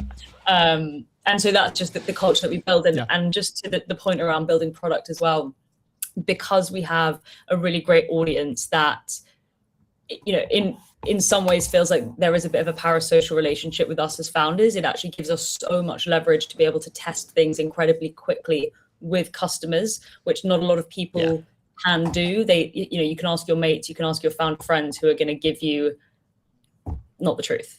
Whereas if you actually ask the people that would be using the product or the thing, you can very, very quickly iterate before you've even built anything. And you shouldn't be building anything until you actually have a signal that is something people want and will pay for. Yeah, I love that. It's like you're stepping out of that bubble that is prone to biasness, where it's yes, it's nice to hear it, but you can't really know, because yes, they're either your mates or they're your colleagues or your family member. How are things at Ivee? I know we've kind of talking about strategy and everything else, but how are things going internally? What are you guys pumped about? What's happening at the moment? What's something that you're really buzzing about at the moment? We're very buzzing about some new hires that we've literally just made offers to. We're soon to be a team of 10. We've just moved office as well into a 15-man. So hopefully we can stay put here for a little bit and grow into it, because we've been jumping between offices in our building. So that's all really, really exciting. And we've brought in kind of our first or our newest senior hires, and we're super excited about that, to have some experience in the team, challenging Lydia and I, you always want to hire people that are way better than you at what they do. So we're really excited for that. We just hit profitability as well, which is probably the biggest win of the year so far. Look at Manuel. We've had 3 profitable months, and things are looking really good at the moment. So for once, all is well. But ask me that in a week, and I'll probably have a different answer. That's so funny. Talk to us about scaling the team. I don't know if you guys have ever run a team this big of a company that you guys own, but like talk to us about that shift from kind of being, obviously you're building Ivee very founder led anyway, but it was more founder led when you had less people. So now there's more people to kind of deal with in terms of managing culture and making sure, are you hoping people post on LinkedIn as much as you guys do? Like how do you kind of navigate that whole, culture side of building the team bigger than, 10 plus? We don't hope they post. It's mandated that they post. It's just part of that. Nice. I think if you're joining, in the interviews, as much as it is based on skill, and when I say skill, it's not they have to have done the thing before, it's more they're just smart and they'll be able to pick it up very quickly. And I think that's especially true because, for example, we're hiring kind of a growth lead at the moment. Someone that's worked in growth for 10 years might not necessarily be the one with the skill set that we need in the new space that we're working in. And that's because the market has never been more saturated. AI has never made things easier to pump out. And therefore, any traditional growth channel is basically dead at this point. And so it's like, who's going to actually think outside the box? And that's when you just need a smart person. They don't have to have a tech background. They don't have to have a growth background to come in and think differently and be that sparring partner, as we said to Amelia and I. But I guess in terms of the culture, we were actually talking about this today on the train, that it's hard, when you start to build a team. I think it's bigger than, I think the sweet spot is 13 people, where suddenly culture becomes something that happens outside of the founders. And so I'm intrigued. I think we've built a really smart, a really capable, a very experimental team around us. And so that's something that we want to kind of keep going, as we scale. Exciting. Yeah. Well, that's cool. Kudos to you guys, because it's really exciting. Like it's kind of like a living organism in a way. Like the culture, the more you're kind of putting into it, it's changing, it's morphing the whole time. And I've never even thought of the idea of there is a point in which the founders would naturally not lose control in a way where oh my God, this is crazy, but lose control in a way where yes, you are almost limited in a way that you can influence things as much as you'd like to. It's kind of up to, I guess the group of people that you bring in. That's an interesting point. I realize I'm rambling and we're also at time. You guys have to come back on. This has been super fun. We'd love to have you on again. Please, next time there's news, you mentioned a new exciting update as well. Please come on. We'd love to chat more. For sure. Amazing. Thanks for having us. Have a good one. Laters. Cheers, guys. Go well. Ciao. Nice one. Bye. Awesome stuff. Metaview, AI agents for winning teams, the agentic recruiting platform built for radically efficient hiring, end-to-end, source, engage, and hire better with AI agents that truly get your brief. Go to metaview.ai. Speaking of, co-founder in the house with a big new update and announcement. How are you, sir? How's it going? Doing great. Thank you for having me. It's an absolute pleasure. Thank you for joining us. First time on the show. We had the co-founder on previously. Do you maybe want to introduce yourself? You don't need to introduce Metaview because people know what it is. But do you want to introduce yourself, your background, your role as well, and we can get into it, a bunch of questions. Yeah, I'm Sharhriar. I'm one of the co-founders at Metaview and the CTO. I kind of spend my time doing whatever he's doing, but I try and stay very focused on product these days, in particular with how fast AI is moving. Just trying to see how can we take the latest advancements in AI and apply it to our particular industry, which is recruiting. Mm-hmm. Nice. And you guys have, there's so much that we can talk about on the pace in which the AI space is moving, especially right now. You guys have an announcement today. I was saying how much I love the name of the agent, Fillmore. Can you maybe just break down what this is? Give us a walkthrough of the product release. Break it down for us. Yes, Fillmore, it's the really the first product in this industry where it follows what we think is the modern paradigm for building software, which is it acts and behaves exactly like a coworker or a teammate does. So it is it's not a piece of software where you have an interface and buttons, and it doesn't feel like it was designed in 2025. It feels very 2026. And so the operating surface for the product is on Slack. It has one objective and one objective only, and it is for it to find candidates and book those first calls with these candidates with you, but qualified candidates that you want to speak with. Mm-hmm. And so in the same way that you might work with a colleague, a recruiter or a sourcer, and they're spending all day having knowledge of what it is that we're looking for as a company, or you're looking for as a company, they're scouring the internet, researching candidates, finding ones that are relevant, and trying to reach out to them in the most appropriate way, just engage them and book them a call. That is what Feelmore does, except that is all autonomous. And so as a user of Feelmore, let's say I am a user of Feelmore, I just give it all the context I have about a particular role. So job post, intake call, any kind of artifact that I have that describes what it is that I'm looking for. And that is when I stop. Everything else is autonomous. The same thing that happens with Claude Code or Devin in the engineering world, kind of Feelmore brings that to the recruiting world. So autonomously figures out, does market research deeply across the internet, trying to understand what's the competitive landscape, where are competition hiring from, where do you hire from, and comes up with strategies to source candidates. Maybe it comes up with 50, 60 different strategies. Yeah. And then it will spin up 50, 60 different sub-agents at the same time, where each of them is pursuing one of those strategies to source candidates. Now, in a traditional sense, and when I say traditional, I mean, 2 months ago and before that, a task like this would have to take an individual human days and days, or you would have to suddenly have a team of 60, 70 recruiters if you want each of them to do one thing really well at the same time. Sure. But of course, in the agentic world, you can just spin up as many of these new co-workers as you want, get a task done, and you're done. So they do the sourcing. That results in a bunch of candidates.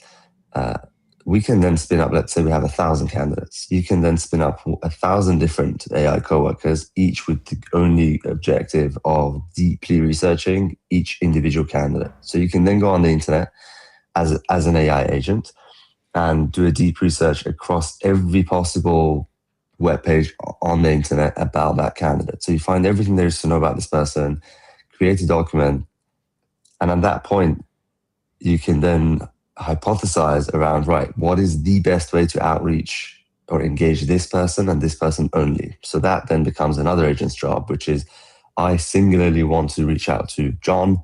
Yeah. This is everything I know about them based on what I found on the internet. The best way to reach out to John is such and such subject line, such and such email copy, such and such message on whatever different social platform. Look, from John's activity online, it looks like the best time to reach out to them is such and such time. Maybe John is 7 a.m. on Saturday when he's, hanging out on the internet. Maybe it is not. It's just everyone gets a completely customized experience, which is very, very different to how recruiting works in the kind of human first world. This is AI does the drudgery and human works on the connection. Whereas previously humans did the drudgery and they had no energy left for the connection, right? Yeah. And that's what Feelmore does. It follows up with candidates, it replies to them in a timely manner, it doesn't ghost them. None of the stuff that humans kind of have to do because of time constraint. Feelmore doesn't do that. Everyone gets the same best experience. It's a bit like a Waymo. If when you're driving around San Francisco, there's thousands of self-driving cars that they all have the exact same driver. Well, that's exactly what's happening with Feelmore. Every candidate is getting exactly the same experience because it's all the same agent running. So it's a very magical experience. We opened up the waitlist a couple of days ago. We have over 2,000 companies on the waitlist that we're trying to onboard as fast as we can. The early alpha customers that tried the product prior to our launch, companies like Luma AI and Rippling and many others, saw immediate magical results in terms of hiring candidates that we found and engaged in significantly shorter time horizons than they do when they do it themselves in like the legacy way. So we are super excited. I think this is clearly what happened in the industry. The overall industry was coding was the first vertical that got really tackled by large language models, and the job of an engineer and the leverage of an engineer drastically changed. That's kind of solved now with Claude Code and Cursor and Devin and similar products. It is clearly time for other industries to take advantage of the same type of long time horizon work where you have agents that are working days, weeks, and months, just like continuously to reach an objective. I'm super excited to be doing that for recruiting, and the early results are just like insane. Yeah. Well, look, congrats on the launch. It's pretty nuts. Insanely powerful thing to roll out. Just so I'm aware, you mentioned right at the start that this lives in Slack. So I'm a user of Fillmore. I'm only interfacing with Fillmore in my company Slack channel. Is that right? Like that's the only. That's right. And you're not a user of Fillmore, you're a coworker, right? You guys, your teammates, it just happens to be your teammate is an AI. And so sure, obviously the term is a user in like traditionally, but it smells like a coworker, it acts like a coworker, it is just a coworker. You at Fillmore when you need help, Fillmore at you when Fillmore needs help, the same way that teammate does, except Fillmore doesn't eat lunch, doesn't get ill, doesn't take time off, and it works 24/7, right? Yeah. But that is where you operate. Slack, Teams, wherever it is that you have your team communication, that's where Fillmore is. There's no UI, there's no nothing of that nature. Again, because the view is it's meant to come to where you work. You shouldn't go to where it works, which is how traditional software works. Traditional software, you go to the app. Fillmore comes to you, it works where you are, and it is just a teammate. Yeah.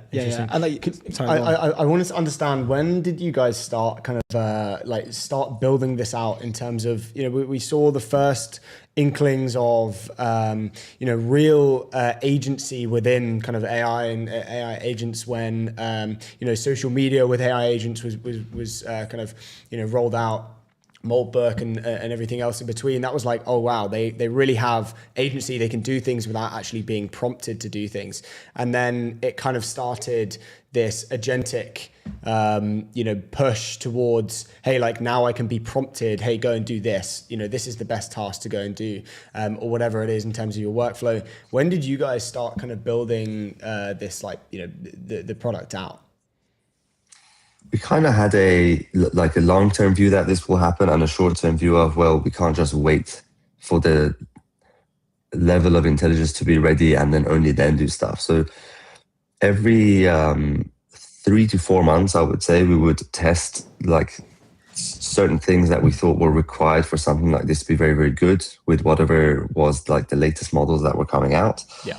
And we've been doing that for 18 months, I would say, and every 3-4 months it would not feel ready.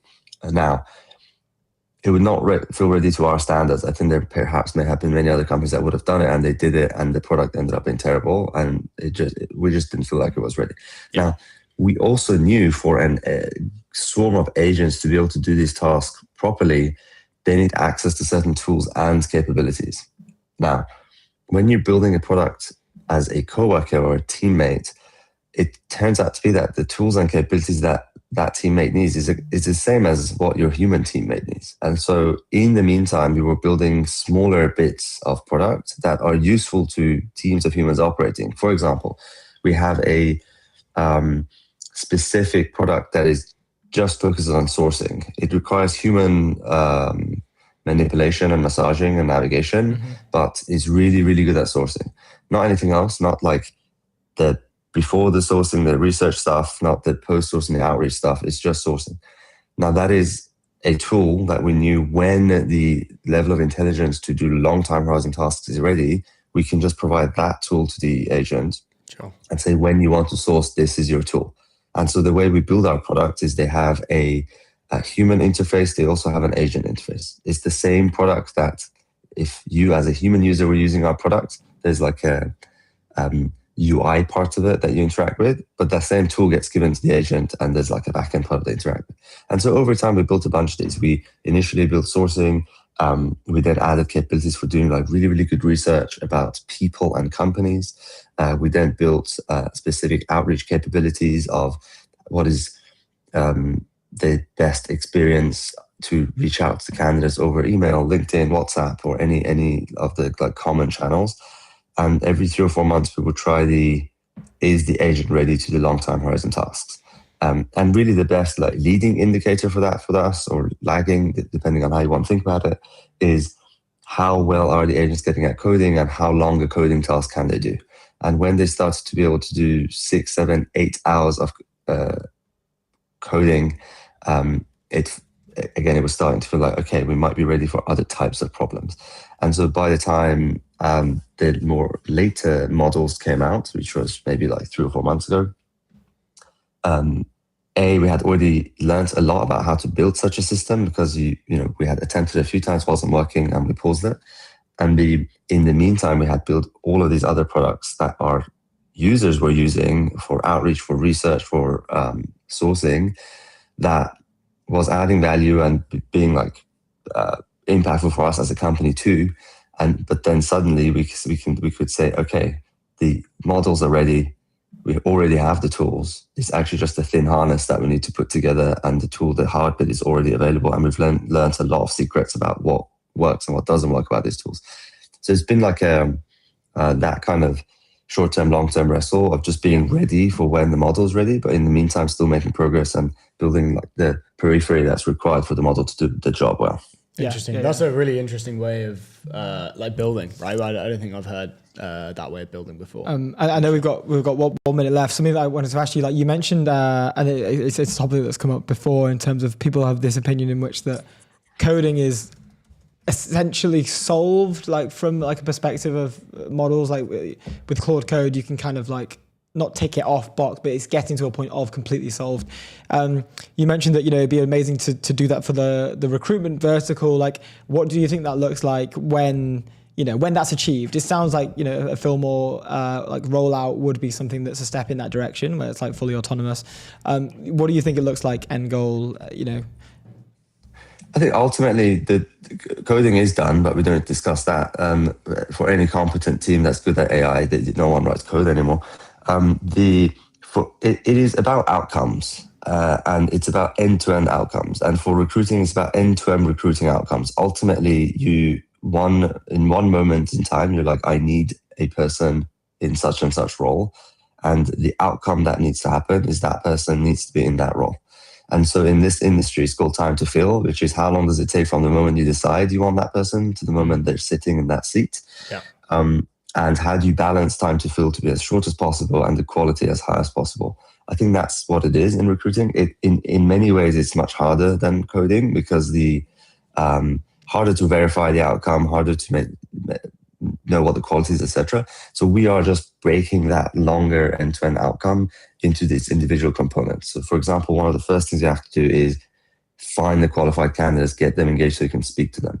Once you have done that, then they're in funnel, then in the interview process, then you want to assess them really, really well in the highest signal way, but you also want to track them really, really well. And there's a bunch of other 4 or 5 mini outcomes in this bigger outcome, which is the getting that person in your company. Fillmore over time will help with all of those outcomes. And the theoretical objective is drive time to fill to 0. So if I decide I want a staff software engineer with such and such capabilities, ideally 6 seconds later, they're sitting in the seat right now. That's a theoretical objective. It's not quite possible, but it sure shouldn't be 93 days, which is what it is for that particular role in the industry. Yeah. I bet it can be done in 3 days, 4 days, 5 days, 6 days. Yeah. When you have suddenly you can spin up an elastic team of coworkers that happen to be AI, but it's 20,000 of them doing everything that is required. That's what Fillmore will do over the next 12 to 18 months. Super interesting, man. I know we're 2 minutes over. But yeah, been a blast to have you on. Thank you. You know, always welcome back. Keep us posted on the updates from Metaview and team. Yeah, cheers for joining us. Yeah, thanks so much. Anytime, dude. Cheers. Have a good one. See you soon. Ciao. That is the show, ladies and gentlemen. We will be back on Thursday. We have a special one. We will see you then. Ciao.